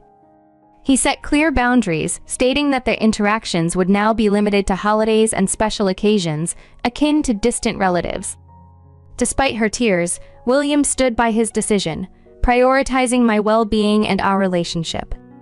It was a painful but necessary step to ensure that such an incident would never occur again, and to start healing from the unfortunate events that had overshadowed our wedding day. Yesterday at work, I received an unexpected call from Sophia, William's mom. She said she was outside my office, hoping to speak with me, which was surprising since we hadn't been in contact for a while. Concerned about causing a scene at work, I agreed to meet her at a nearby cafe instead. When I arrived, I found her visibly distressed, tears already streaming down her face, which drew some attention from others around us. Sophia explained that William had been ignoring her calls and messages, and she was desperate for me to intervene, hoping to restore their relationship to what it once was. However, she still hadn't apologized for her actions at our wedding actions that had deeply affected both William and me. She seemed to be in denial about the seriousness of what she had done. In our conversation, I made it clear that she needed to reflect on how her behavior had impacted us, particularly how it had ruined our wedding day. It wasn't fair for her to expect me to simply bridge the gap between her and William without acknowledging the hurt she caused. Sophia attempted to defend herself, claiming she hadn't intended any harm and expressed regret over my allergic reaction, yet it felt like a non-apology, one that didn't fully grasp the weight of her actions. As she continued to cry, the awkwardness in the cafe grew, and I felt increasingly uncomfortable. I told her I would see what I could do, but made no promises. I left the cafe still unsure about forgiving Sophia, especially since her apology seemed forced and insufficient. Later, reflecting on my mom's advice to forgive and move on, I remained conflicted. I shared my story online, seeking advice and support. The response was overwhelming, and it prompted me to have a serious conversation with William about the situation. I explained Sophia's visit and her apology, albeit how inadequate it was. I told him that, for the sake of moving forward, I was willing to somewhat forgive her, but we needed strict boundaries to prevent any further issues. William understood my position and reached out to Sophia, affirming that while we appreciated her apology, our relationship with her needed to change. He reiterated the need for privacy and boundaries, like no unexpected visits or excessive calls, to ensure our peace and stability. Sophia quickly responded, apologizing again and promising to respect our wishes and give us the space we needed. Despite her assurances, I felt a mix of relief and skepticism, knowing that maintaining these new boundaries would be crucial to avoiding past dramas. Now, as I try to focus on the positive aspects of our life together and the potential for a peaceful future, I remain cautiously optimistic, reminding myself of the importance of firm boundaries and open communication to protect our family's peace. Progress is being made, albeit slowly, and I appreciate everyone's patience and support. Some of you have inquired about my anxiety issues, and while I'm not ready to delve into details, I do want to clarify that my anxiety wasn't about doubts regarding William or our relationship. I've always known he was the right one for me. Rather, my anxiety stemmed from the immense pressure of planning our wedding. We had over 327 guests, and I was determined to ensure everything was perfect from the food and music to the decorations. The thought of any element falling short of my expectations was nerve-wracking. I wanted our wedding to be a memorable, joyous celebration for everyone involved. There's been a new development. Just last weekend, William received a call from Sophia inviting us to dinner at her place. She mentioned that it was crucial for us to come as it would help things return to normal after the past events. William consulted me and I agreed, thinking it might be her attempt at reconciliation. The dinner went smoothly at first, with Sophia welcoming us warmly. However, after we finished eating, she presented a surprising gesture that left me bewildered. Sophia approached us with a check for $10,000, apologizing for the disruptions at our wedding and expressing her desire to make amends. This was completely unexpected, and I felt uneasy about accepting such a significant amount of money. I politely declined the offer, suggesting that it was best to move forward without dwelling on the past. William supported my decision, affirming that while we appreciated her apology and gesture, mending our relationship would take more than just money. It required time, understanding, and a genuine effort to respect our boundaries and feelings. Sophia insisted on giving us money as a way to make amends for the wedding, even though we told her it wasn't necessary. She wouldn't take no for an answer and ended up slipping the check into my coat pocket. The gesture was forceful and unexpected, leaving William and me to feel even more uncomfortable as we departed from her house. On our way home, we discussed the situation, both feeling a mix of confusion and concern. Why would Sophia offer such a significant amount of money? It seemed unusual and raised questions about her true intentions. Was this genuine remorse, or was she trying to buy our forgiveness? We were left feeling unsettled by the ambiguity of her actions. Back home, William and I deliberated on how to handle the situation fairly and respectfully. We didn't want to hurt Sophia's feelings or dismiss her attempt to reconcile, yet we were uncomfortable with the idea of her monetary gesture making us feel obligated or bought off. We found ourselves in a dilemma, seeking the best way to move forward without compromising our values or the sincerity of her apology. We still have Sophia's check, untouched in our drawer, serving as a reminder of the complex emotions surrounding the incident. We're unsure what to do with it for now. Our relationship with Sophia has reached a sort of equilibrium. She's respecting the boundaries we set, which has significantly reduced the stress associated with our interactions. She no longer shows up unannounced or overwhelms us with messages and calls. It seems she's making a genuine effort to improve things, and that gives me some hope for our future dynamic. William and Sophia maintain regular phone contact, and their conversations have been positive, which reassures me about the state of their relationship. I also speak with Sophia occasionally. Our exchanges are polite and somewhat formal, but there's a mutual effort to maintain a friendly rapport. I don't foresee any major changes soon, and I'm optimistic that things will continue to improve gradually. My focus now is on the positive aspects of our life and moving forward with a hopeful outlook. I may check back in if there are any significant developments, but for now, I'm going to concentrate on enjoying life and all the progress we've made.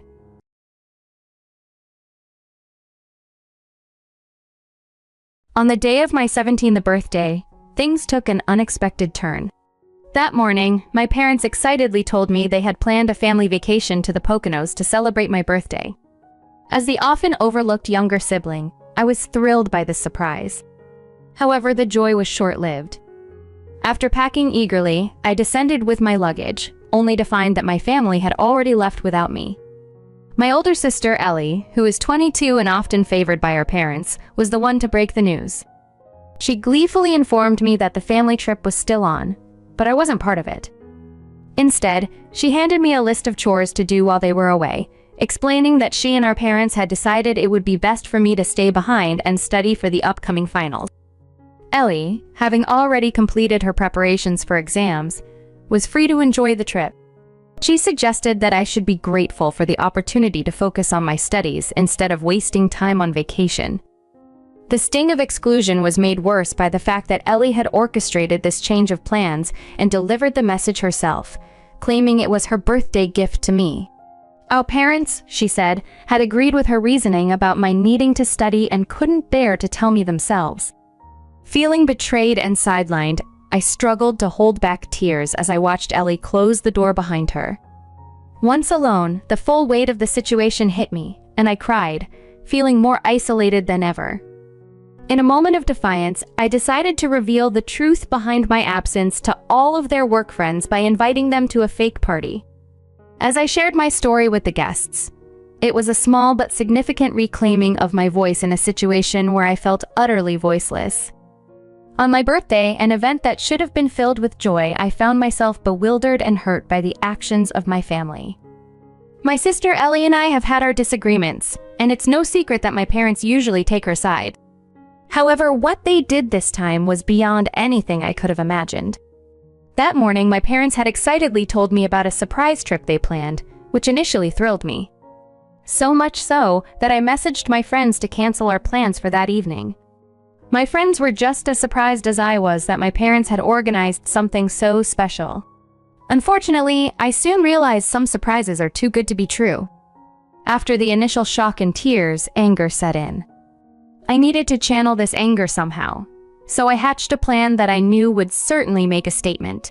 Finding myself alone at home, I sneaked into my dad's office. His MacBook and phone weren't password protected, which made my next steps easy. I began calling his contacts, inviting them to a supposed party for my parents' anniversary that evening. I framed it as a last-minute gathering and, playing the card of the innocent child, most agreed to come. I didn't stop there. I sent a message to Ellie's boyfriend via Instagram to join the evening's festivities and roped in my friends to help set up the house, transforming it into a party venue. By 8 p.m. guests started arriving, puzzled by my parents' absence. I reassured them it was all part of the surprise. As the room filled, I took a moment to gather everyone for a group photo, which was the perfect lead in to unveil my true intentions. I shared with the gathered crowd the neglect and favoritism I experienced, painting a picture quite contrary to the perfect family facade my parents maintained publicly. I explained the cruelty of being left out on my birthday based on Ellie's whims. The revelation shocked many, as my parents had always portrayed themselves as kind and upright individuals. I concluded by revealing this was the real reason behind the party, to expose the truth about my family dynamics. And just when I thought my revelations had done enough damage, I unveiled one more thing: a list of chores typically dumped on me, further highlighting the disparity in how we were treated. This birthday, though marred by heartache, became a turning point where I finally voiced the injustices I'd endured, hoping that this dramatic reveal would bring some change to our family dynamics. During the revealing party on my birthday, Ellie's boyfriend stood off to the side, visibly shocked as I unveiled her harsh side to everyone. After my revelations, the room fell into an uncomfortable silence, and it was clear the celebration had soured for everyone. Gradually, guests began to leave some quietly, others offering me words of comfort before departing. Although I felt guilty for possibly wasting their time, I reminded myself that it was necessary to expose the truth. After everyone had left, I took a step to ensure my message was clear. I sent the group photo from the party to my parents and sister with a playful yet pointed caption about getting started on the chores list Ellie had left for me. Their immediate demand for me to fix what I had done confirmed their surprise and urgency. They said they were catching the next flight back. In response, I blocked them all and left for my best friend Emma's house, taking refuge with a family that had always welcomed me warmly. Emma and her family had always told me their home was open to me, and now I was taking them up on their offer. I wasn't sure how long I could stay, but I was thankful for their kindness. The next day, my family showed up at Emma's doorstep, desperate to confront me. Emma's parents initially refused them entry, protecting me from further conflict.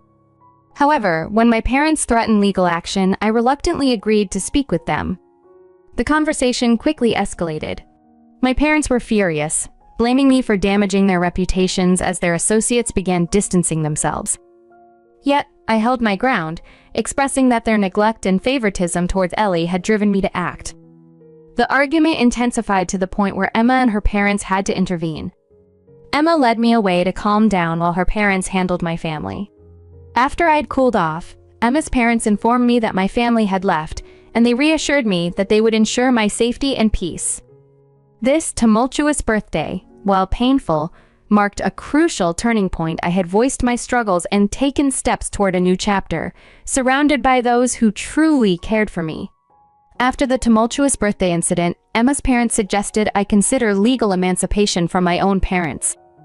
They felt it was clear that my parents' lack of concern was detrimental to my well-being, and it was time for me to make a decisive cut from them. Taking their advice seriously, I discussed the possibility of emancipation with a lawyer, a move I'm still pondering over. It's a significant decision, and although I'm cautious about making choices I might regret, the ongoing strife with my family makes the option increasingly appealing. Just yesterday, despite my efforts to distance myself, I received an unexpected email from my parents. Initially, I resisted opening it, but curiosity prevailed, and I read their message. They explained that the surprise trip was simply a perk from one of my father's clients, who had opened a new spa and resort. They chose to offer it around my birthday as a special treat. However, when Ellie raised concerns about my upcoming finals, my parents opted to prioritize my academics over the trip, fearing it might affect my grades. Their email attempted to clarify their intentions, suggesting the whole ordeal was a misunderstanding. They expressed disappointment that I had aired our private issues publicly, stating they never anticipated such an action from me. They lamented over not raising me to handle conflicts more directly. According to them, had I communicated my feelings earlier, they might have addressed and resolved these issues. The latter part of their email expressed their sadness over my drastic actions and the public embarrassment it caused them. They admitted that the chore list Ellie left might have been excessive and expressed regret that I felt neglected. They urged me to discuss these issues with them directly, implying that they would have rectified the situation had they known the extent of my distress. Now, they are requesting a conversation to mend our relationship. However, I find myself torn. On one hand, their explanation sheds new light on their actions, suggesting a series of miscommunications rather than outright neglect. On the other, the pain and frustration from years of feeling sidelined are not easily dismissed. I'm grappling with mixed feelings. The desire for a family connection clashes with the need to protect my emotional well-being. This decision is crucial, and I find myself at a crossroads, unsure of the path forward. Your guidance or thoughts on how to handle this complex family dynamic would be greatly appreciated. After the fallout from throwing a party that exposed my parents among their coworkers and business associates, I received a lot of support from you all. Most of you agreed that my actions were justified and that I owed no apologies.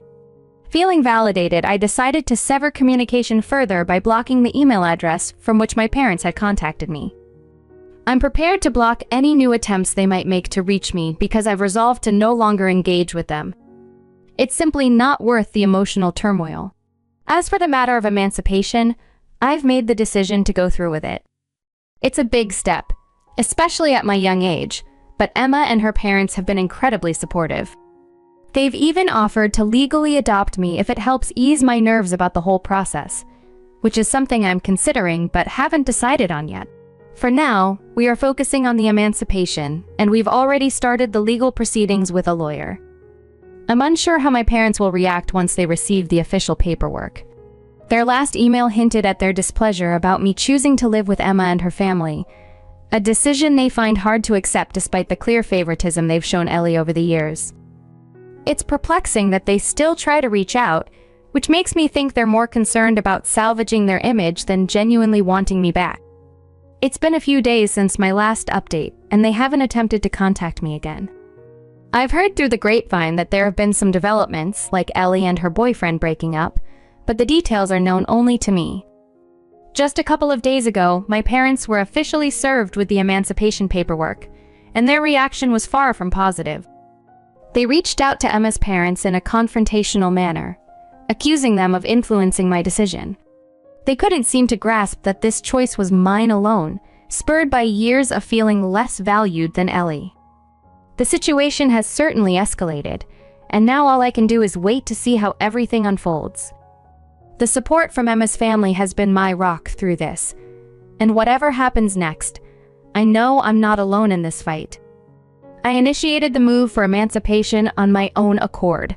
No one needed to push me towards it.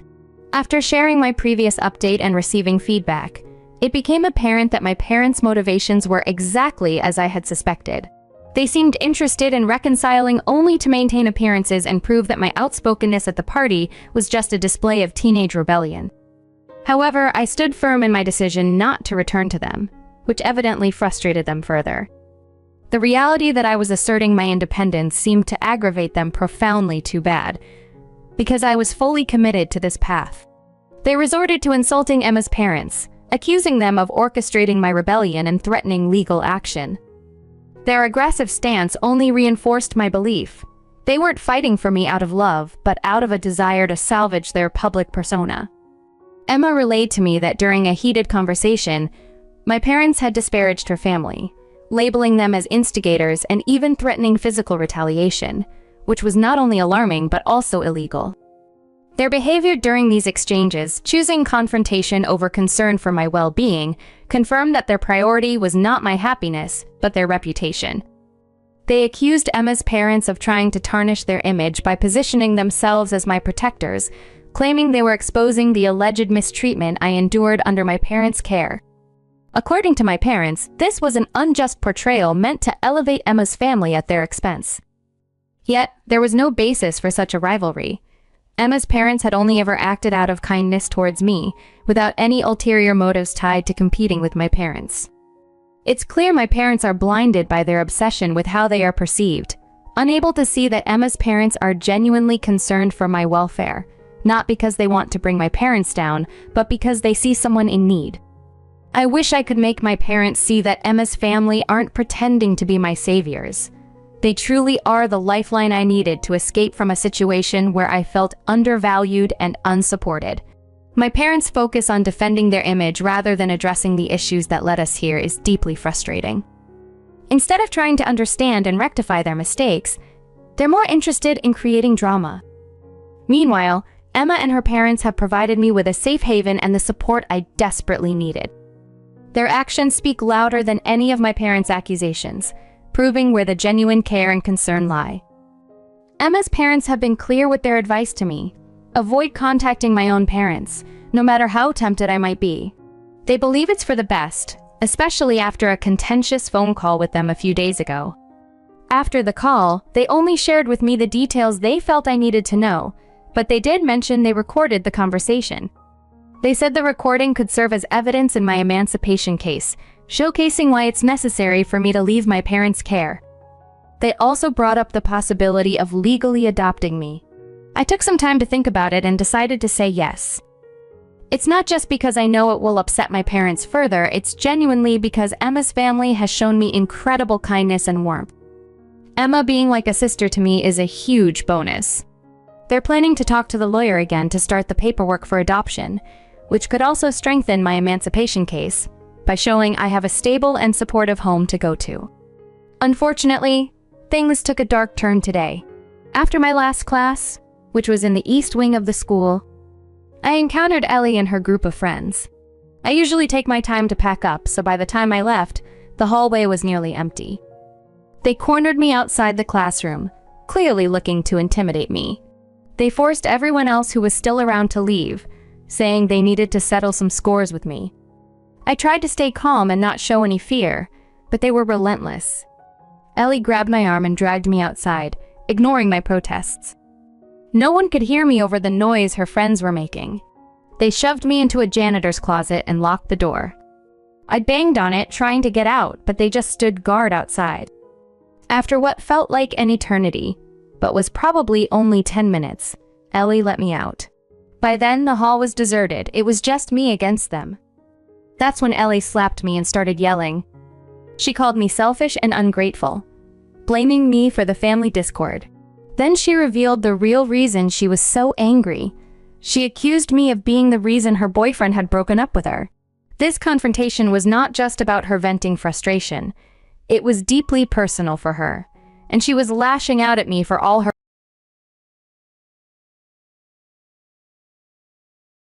At 16, I found myself in a distressing situation when my parents pressured me into handing over a $17,000 inheritance from my grandmother to my older sister Mia, who is 6 years my senior. Mia has always had a knack for making my life miserable without any apparent reason, often bullying me under the guise of sibling behavior, a dynamic our parents dismissed as typical, often accusing me of being too sensitive.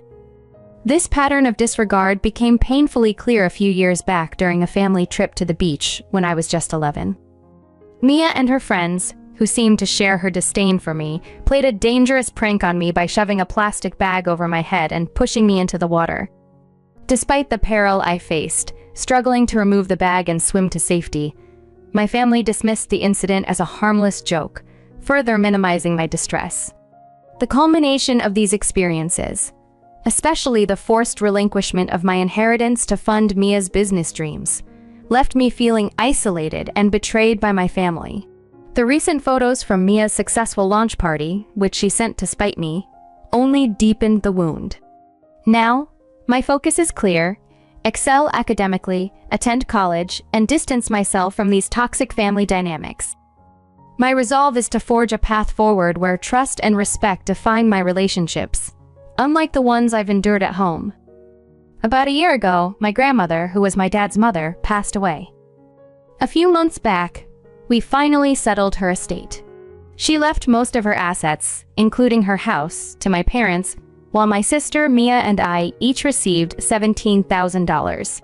My grandmother also left me a sapphire ring, which she promised me after I admired it once, calling it just a ring with the blue stone in her will, fortunately. My parents didn't realize its true value. Although I had plans to save my inheritance for the future, my parents had different ideas. They explained that Mia was starting her own business and needed all the support she could get. They were already contributing and expected me to do the same. Despite my protests considering Mia's long-standing cruelty towards me, the pressure mounted. My dad eventually issued an ultimatum: support Mia, or he wouldn't pay for my college or allow me to return home. Faced with this threat and needing peace to focus on my finals, I reluctantly agreed to hand over my inheritance. Now, 3 months later, I've been accepted into a college of my choice, and my parents have agreed to cover all my expenses, including tuition and living costs, since I'll be out of state. It seemed like giving up the $17,000 might have been a practical compromise after all. However, the situation still sits uncomfortably with me. Recently, Mia threw a launch party for her new store of venturing clothes and accessories, deemed revolutionary by her and her college friends, the same ones involved in the beach incident. Seeing them succeed with a business partly funded by my forced contribution reignites old frustrations and guilt, leaving me to ponder the true cost of family obligations and my own concessions. Mia might have had a promising career ahead, but things took a turn after her launch party, an event I wasn't invited to. My parents claimed it was adults only, given my age of 16, but that excuse sounded flimsy to me. The next day, Mia sent me a slew of photos from the event, rubbing in the fact that I missed it. Along with the photos, she cheekily thanked me for my contribution of $17,000, which she claimed made the party possible.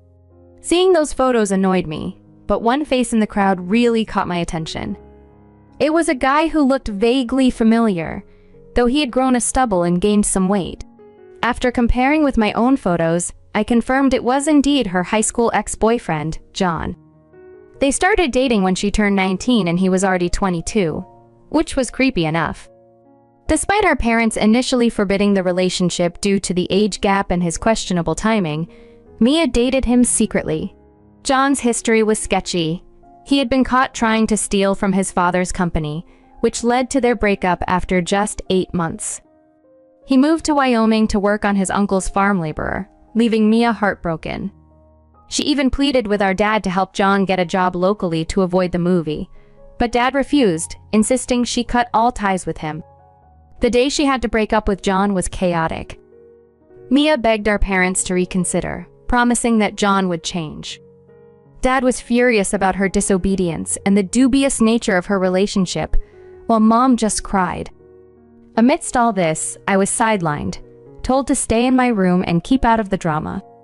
Although I wasn't considered part of the family when it came to discussing serious matters, I was often within earshot when business plans were discussed at home. Mia and my parents didn't hesitate to talk about the business around me, perhaps because they didn't take my presence seriously. I was well aware that getting credit analyst for her shoe and accessory store was a struggle, particularly because her friends' parents were skeptical about pouring money into such a narrow venture. One holdout was the mother of Mia's friend, a single parent who was reluctant to risk her savings on what she viewed as a potentially unstable business. This friend's mother wanted her daughter to gain more work experience before committing to entrepreneurship. Despite her reservations, she had tentatively agreed to invest later if the initial months proved successful. Knowing the business was on thin ice financially and could barely survive past the first few months without additional funding, I realized just how precarious their situation was. The discovery of John, Mia's questionable ex, in the background of the launch party photos sparked an idea. Given the already fragile state of credit analyst confidence, any association with someone of John's reputation could be the tipping point. Using a fake social media account, I contacted the hesitant credit analyst's mother. I asked her to use Facebook's call feature to keep my identity hidden, maintaining anonymity. After some hesitation, driven by curiosity, she reached out. During our conversation, I explained who John was and shared his dubious past, underlining the potential risks involved with the business's current associations. Initially skeptical, her attitude shifted as I sent her old photos of Mia and John, corroborating my claims. I made it clear that my only intention was to inform her, leaving the decision to invest in her hands. After providing the information, I ended the call, leaving her to ponder the implications for her potential investment. It seems like she made a tough choice, opting out of a commitment and advising her daughter to do the same. Since I reached out over the phone, the situation has escalated. Nobody suspects I'm the catalyst, but Mia has been urgently contacting our parents, hoping they'd convince the mother to reconsider her decision. Her friends are upset too. They're disappointed she kept such significant news from them. Additionally, Mia reunited with John but hid his true identity, which displeased our parents and everyone else, leaving her in a difficult spot. Everyone seems to be distancing themselves from her, upset by her actions. As much as part of me wants to relish the turmoil since she tormented me during our childhood, I'm finding no joy in her distress. Seeing the impact on her, whom the business meant so much to, makes me question if my actions were too spiteful. I overheard our parents discussing their disappointment. They're so upset that they're even considering withdrawing their investment from her business due to broken trust. It's a rarity for them to be this upset with her, marking a significant shift. Amidst this, I've been reflecting on whether I should feel guilty for influencing a potential credit analyst to withdraw, triggered by past grievances. I appreciated everyone's responses to my post. They've convinced me to stay quiet about my involvement. If our parents ever found out, I'd likely be kicked out, especially since I'm almost 19 and depend on them for college funding. It's been a week since my last update, and Mia's situation has worsened. The credit analyst's withdrawal influenced her daughter to do the same, leaving Mia and her business in jeopardy. One of her friends is now demanding a larger share of the business, 70-50, after losing trust in Mia over the secret involving John. This friend learned that John had stolen from his own father's company, and despite Mia's attempts to maintain her fabricated story, no one believes her. She even claimed the revealing photos were doctored. But this excuse hasn't spared her from daily reprimands from our parents, who, despite their disappointment, continue to support her as they meet with their lawyer each evening to navigate the crisis. Mia's situation might lead to her losing shares in her business, and there's a real risk they could shut it down due to unresolved conflicts. I've decided to stop dwelling on these outcomes. Interestingly, Mia's troubles have shifted focus away from me, granting me the freedom to do as I please. I've been enjoying this newfound anonymity, especially now as I savor my last few weeks at home before college. With everyone preoccupied, I've embraced the liberty of coming and going unnoticed. Whether I'm spending nights at a friend's house or just out late, nobody at home seems to mind or even realize. This has been the silver lining in all the turmoil. It's given me space and peace. However, I'm slightly anxious about whether this family drama might affect my parents' willingness to finance my college education, a concern I hadn't fully appreciated until now. If it does impact their decision, it could complicate things for me, though it seems Mia is facing far harsher consequences. 3 weeks after my initial post, and just when I thought I was out of the woods, the situation escalated again. The woman I had contacted caved under pressure and indirectly exposed my involvement to Mia. She told Mia about an anonymous call and photos she received, which led Mia straight back to me. Just yesterday, an encounter with Mia turned physical when she confronted me as I was about to leave the house. It got heated. She accused me of sabotaging her, pushing me as she entered. I reacted defensively, and the confrontation escalated quickly. Now I'm worried about the repercussions of my actions as she's vowed to retaliate. The whole situation has become a tangled mess, and I'm caught right in the middle, questioning if my previous actions were worth the chaos they've caused. Despite my inner panic during the confrontation with Mia, I managed to keep a composed face, vehemently denying any involvement in the accusations she hurled at me. I argued that I barely knew her friends' parents, having only met them briefly at a lunch before their store opened. My denial was forceful, my voice steady, even though I was fabricating every word. The argument escalated quickly, our voices rising over each other until our parents stepped in to separate us. But Mia was relentless, convinced I had sabotaged her business prospects. She demanded to search through my phone and laptop. I put up a strong resistance, not because I had something to hide, but because consenting too easily would seem suspicious. Fortunately, I had erased all traces from my devices that could link me to the anonymous call. Mia assumed I had used my personal number, unaware of the disposable Facebook account I had created and subsequently deleted after reaching out to her friend's mom. Even after a thorough search of my social media and electronic devices turned up clean, Mia's frustration only intensified. She accused me of deliberately wiping my devices to cover my tracks. I countered, saying her paranoia was unfounded and it was unfair to lash out at me just because her business was at risk. The situation eventually calmed, and Mia, overwhelmed, broke down in tears. I thought the worst was over, but then my parents pulled me aside for a private talk. They admitted they found no evidence to support Mia's claims, but they still believed her, convinced that no one else could have known the details necessary to make those calls. My heart sank as they concluded it had to be me, especially after I'd previously expressed my frustration about how Mia had treated me. To my dismay, they decided to withdraw their financial support from my college, leaving me to fend for myself. They wanted no more arguments. They had made up their minds. Desperate, I started yelling and crying, trying to elicit some sympathy or a reconsideration, but it was futile. Unlike when Mia showed emotion, my outburst was met with indifference. After a harrowing half-hour of pleading met with silence, I retreated, realizing the gravity of my isolation in this family conflict. After retreating to my room, overwhelmed by everything, I still possess a sapphire ring my grandmother left me, which could potentially fund my first semester of college if I decide to sell it. However, I'm uncertain if it could cover all 3 years, so I'm considering taking out a student loan and seeking a family member to co-sign. With the college payment deadline just weeks away, I can't afford to leave anything to chance. Since my last life story a month ago, a few days after my parents decided not to finance my education, I realized I had no reason to stay or maintain contact with them. I packed my bags and moved in with a friend whose family warmly welcomed me. My friend, who was planning to take a gap year and work in her dad's business, had no plans to use her college fund. Her parents, knowing me for years and considering me like a daughter, generously offered to use it for my education. Initially hesitant, I accepted their kindness but resolved to repay them someday. Now, I'm on campus, thankfully without needing to sell my grandmother's ring. Deeply grateful to my friend and her parents. As for Mia, her situation didn't improve. She ended up selling her shares in the business, which are now entirely owned by her former partners. She had to exit the venture she initiated as trust had eroded beyond repair.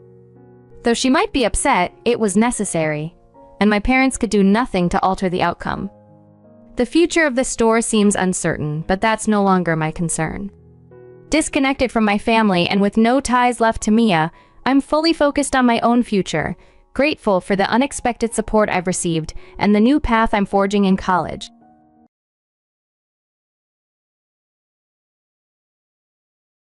Growing up in a humble family, I, a 26-year-old woman, am married to my college friend William, also 26. We reconnected at a mutual friend's party after graduation and have been inseparable for almost 4 years, including our marriage.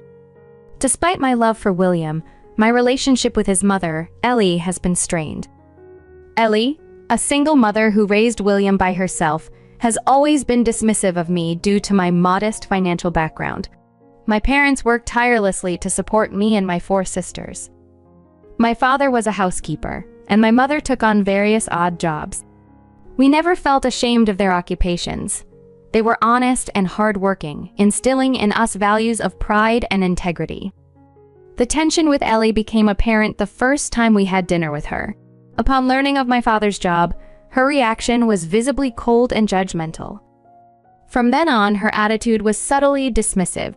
She avoided physical contact and used different, less attractive dinnerware for me. Despite feeling this could be my imagination, her actions spoke louder. The disparity was also evident in the gifts she chose.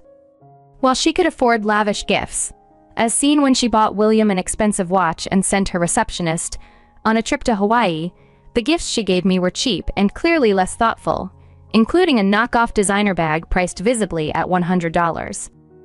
This pattern of behavior was deeply hurtful, and regretfully, I didn't discuss it with William initially, struggling with how to address such a personal and painful issue. The situation escalated when Rich Mill, a wealthy acquaintance, targeted me at a party. Known for her disdain towards those less affluent, she mocked me by introducing me as a mere housemate in a video she posted online, aiming to humiliate me because of my background. However, my husband William's response to this incident was profound and silenced her, standing up for me in a way that left no room for further mockery. In these challenges, both with Ellie and Rich Mill, the underlying issue of class prejudice has been painful, but has also reinforced the value and support found in genuine relationships, like my marriage with William. We continue to navigate these dynamics together, committed to respecting and uplifting each other regardless of external judgments. I come from a family of finance mages, including myself and my sisters, who all pursued college degrees funded through student loans. This educational journey led us to secure respectable positions in various fields. I landed a job in digital strategist. Despite my career success, I've always harbored a dream of starting my own business. Personal relationships, especially familial ones, can be complex, and mine with my mother-in-law, Ellie, is no exception. Initially, I refrained from voicing my concerns about her to my husband, William, before we got married. I hoped with time she would come to accept me. Unfortunately, that acceptance never came, and addressing it became increasingly uncomfortable. A few months into our marriage, I gathered the courage to tell William how inferior Ellie made me feel, suspecting it had something to do with my family background and my father's profession. William was understanding and promised to talk to Ellie to resolve the tension. However, his efforts were in vain. When confronted, Ellie vehemently denied all accusations, resorted to emotional outbursts, and claimed she had always been warm towards me. This only reinforced my view of her as manipulative, despite appreciating William's attempts to mediate. We reached a compromise where William would maintain his relationship with his mother, while I would keep my distance until I felt ready to engage with her again. Ellie clearly resented me for the distance in their relationship, but it was a necessary boundary for my peace of mind. Though we would see each other at family gatherings, Ellie and I mostly stayed out of each other's way, and this arrangement worked for a while. The situation took an unexpected turn when Ellie invited me to her 47th birthday celebration, expressing a desire to reconcile and admitting her past mistreatment towards me. I was hopeful, thinking she had genuinely begun to accept me into the family. However, this hope was shattered when I arrived early as requested, and she humiliatingly introduced me as her housemaid to the waitstaff, even recording the act and laughing, treating it as a prank. This was a new low for Ellie, and feeling utterly humiliated, I left in tears, returning to an empty home and facing the stark loneliness of my situation. This incident not only deepened my resolve to maintain distance from Ellie, but also left me reflecting on the emotional cost of such toxic familial relationships, despite my professional aspirations and achievements. After an emotionally draining evening, I found myself sobbing myself to sleep, overwhelmed by the humiliation I had suffered at my mother-in-law, Ellie's hands. Hours later, I woke up to find William beside me, his fingers flying over his phone. Curious, I asked why he had missed the party, prompting him to turn his phone to show me a video Ellie had posted online. Labeled as a prank gone wrong, she had edited out my tears, attempting to downplay her cruelty. Yet the intent to humiliate me was clear, and tears welled up in my eyes once more. William, seeing my distress, assured me he was doing everything to get the video removed. He was adamant that Ellie would regret her actions deeply. She wasn't responding to his frantic messages or calls, likely preoccupied with the party, but he was certain she'd soon reach out, wondering about his absence. He vowed that he would make this a lesson she'd never forget. True to his word, when Ellie finally called, the conversation was heated, and while I won't repeat the harsh words he used, William's anger was palpable. He concluded the call with a stern promise to pursue legal action against her for her demeaning stunt. After hanging up, he turned to me, full of apologies for not taking my earlier discomfort with Ellie seriously. I hadn't stressed my feelings strongly at first, perhaps downplaying the severity to William, who wasn't the most observant or sensitive to such nuances, and thus had never fully grasped the extent of Ellie's antagonism. That night, he finally understood the full breadth of what I had endured and was furious. He regretted not perceiving the signs of Ellie's behavior sooner, apologizing for what he called his own negligence. We discussed the situation extensively, and he even contacted his lawyer to explore possible legal repercussions for Ellie's actions. However, the prospect of a lawsuit for emotional distress was slim, given the lack of physical evidence of harm. I suggested that perhaps the best course of action was to sever ties with Ellie completely, rather than embarking on a likely futile legal battle. William, however, felt that simply cutting her off wasn't enough. He wanted to ensure she faced consequences and acknowledged her wrongdoing. His determination was driven by a fierce desire to defend me, which, despite the circumstances, deepened my affection for him. Though he refrained from any immediate retaliatory actions by the next morning, William had devised a plan. He demanded that Ellie issue a public apology to both me and my family within 5 days, and it had to be a video apology. If she failed to comply, he threatened to expose her behavior to her business circle, potentially devastating her professional reputation, especially given her established position in the community. This ultimatum marked a turning point, indicating that while the road to healing from this ordeal would be long, I was not alone in it. William's support was unwavering, reflecting not just his love for me, but a commitment to uphold respect and decency within our family, no matter the personal cost. As a female entrepreneur, I had always admired Ellie's drive and success, but her recent actions contradicted the feminist values she purported to uphold. Her negative behavior could potentially tarnish her future, a fact that made William's threat against her feel all the more potent. We're currently on the second day of waiting for her response, and honestly, I'm not feeling good about the situation. It feels a bit too much like blackmail, and I've expressed these concerns to William. However, he believes this stern approach is necessary to ensure Ellie never repeats her harmful behavior or tries to upset me again. I'm uncomfortable with this tactic, feeling it's not the right way to handle things.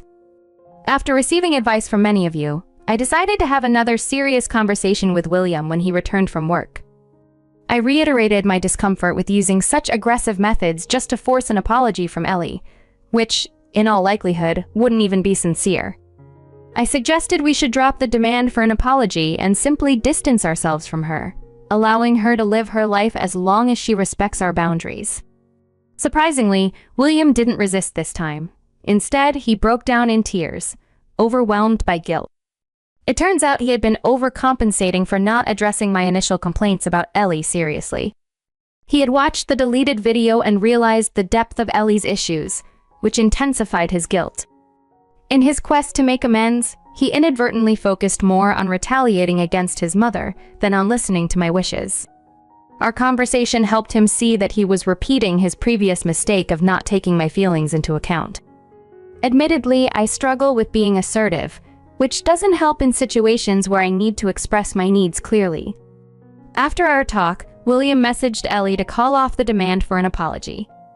He told her that he no longer wanted any form of reconciliation or apology, effectively cutting ties with her.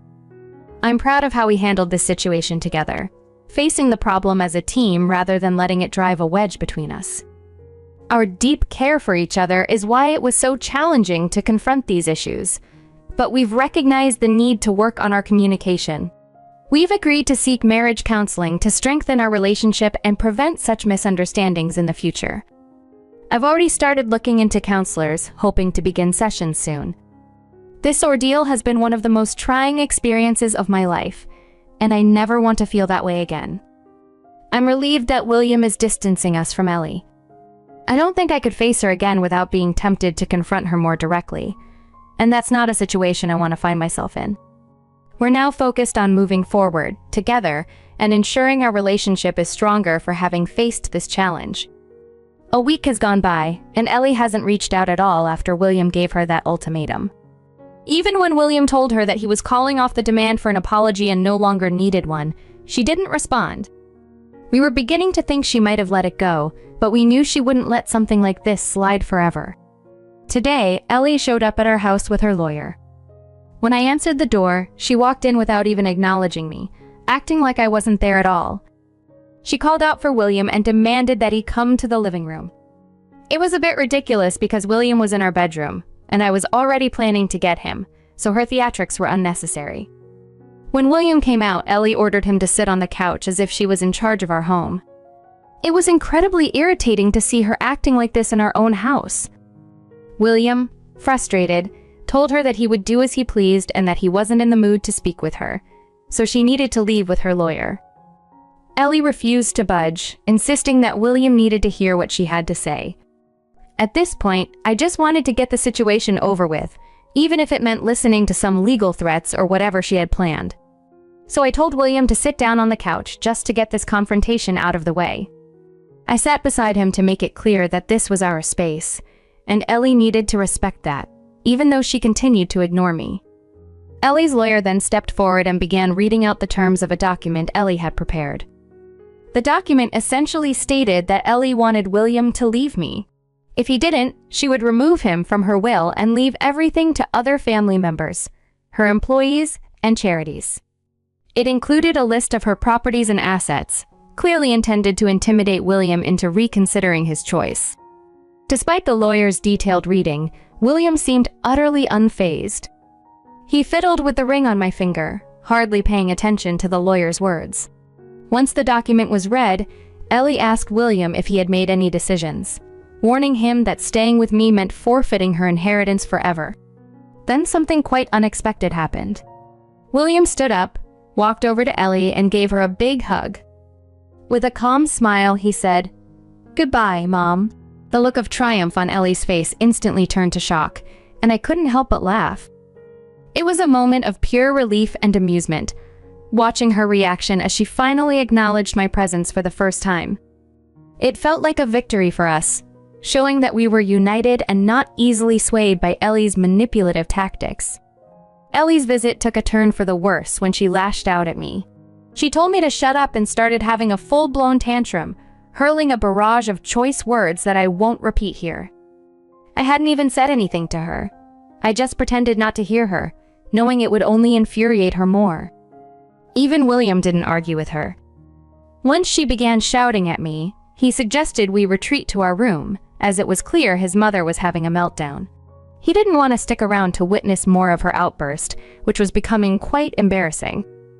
We calmly got up and walked back to our room, trying to ignore her screaming and cursing.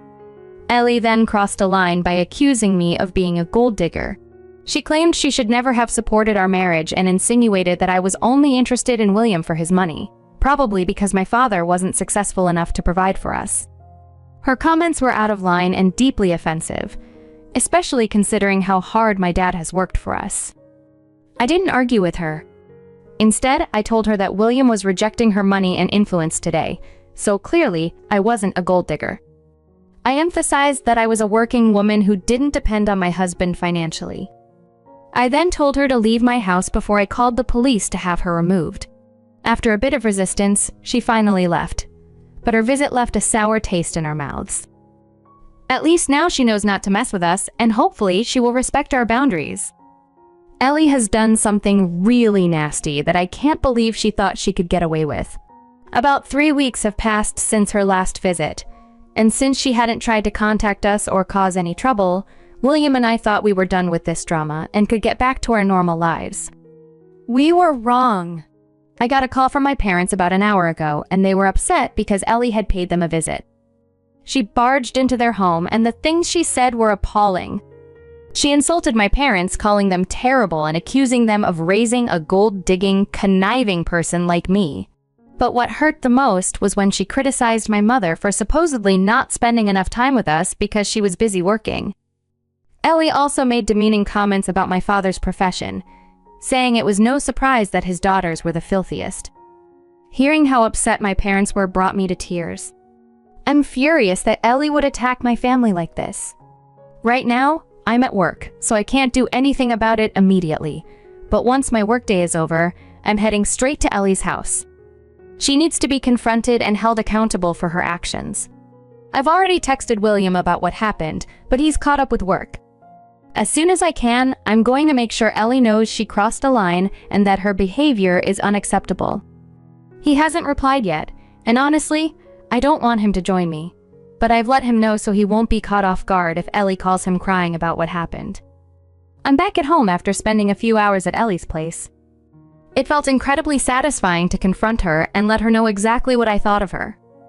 When I arrived, she opened the door with a smirk on her face, which only fueled my anger. I didn't need her to say anything. I was already fuming. I pushed past her and went inside, demanding to know if she had indeed visited my parents and said all those horrible things. She answered yes, looking rather pleased with herself. That smirk on her face made me lose it completely. I yelled at her with such intensity that I swear the house shook. I asked her how she could dare to treat my parents that way. She was so taken aback by my shouting that she actually took a step back. It's almost funny now, thinking about it, because I'm usually quiet and soft-spoken. I even surprised myself with how loudly I was screaming. I called her a hypocrite and a terrible excuse for a human being. I told her she had failed miserably as a mother by putting her own selfish desires above her son's happiness, trying to tear us apart. But no matter what she did, William and I were deeply in love and nothing could change that. I threw in a low blow by expressing my relief that her husband had passed away when William was young, implying that he might not have survived living with her. I said she was worse than any disease he could have had. That's when she started crying, but I wasn't done yet. I continued to yell at her for several more minutes until I finally ran out of steam. Seeing her sob uncontrollably was oddly satisfying. She had made me feel awful about myself and my family.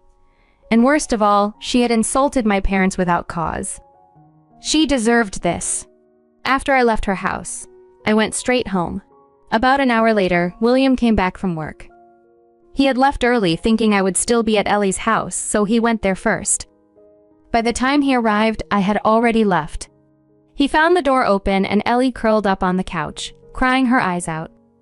I was worried that William might be upset with me for making his mother cry, especially since she doesn't usually show her emotions. But instead, he told me he was proud of me for finally standing up for myself and not letting anyone walk all over me. He gave me a hug and apologized for everything his mother had said to my parents. Then he filled me in on his brief conversation with Ellie before he came home. He told me it would likely be one of the last times he spoke to her, and from now on we would have no contact with her.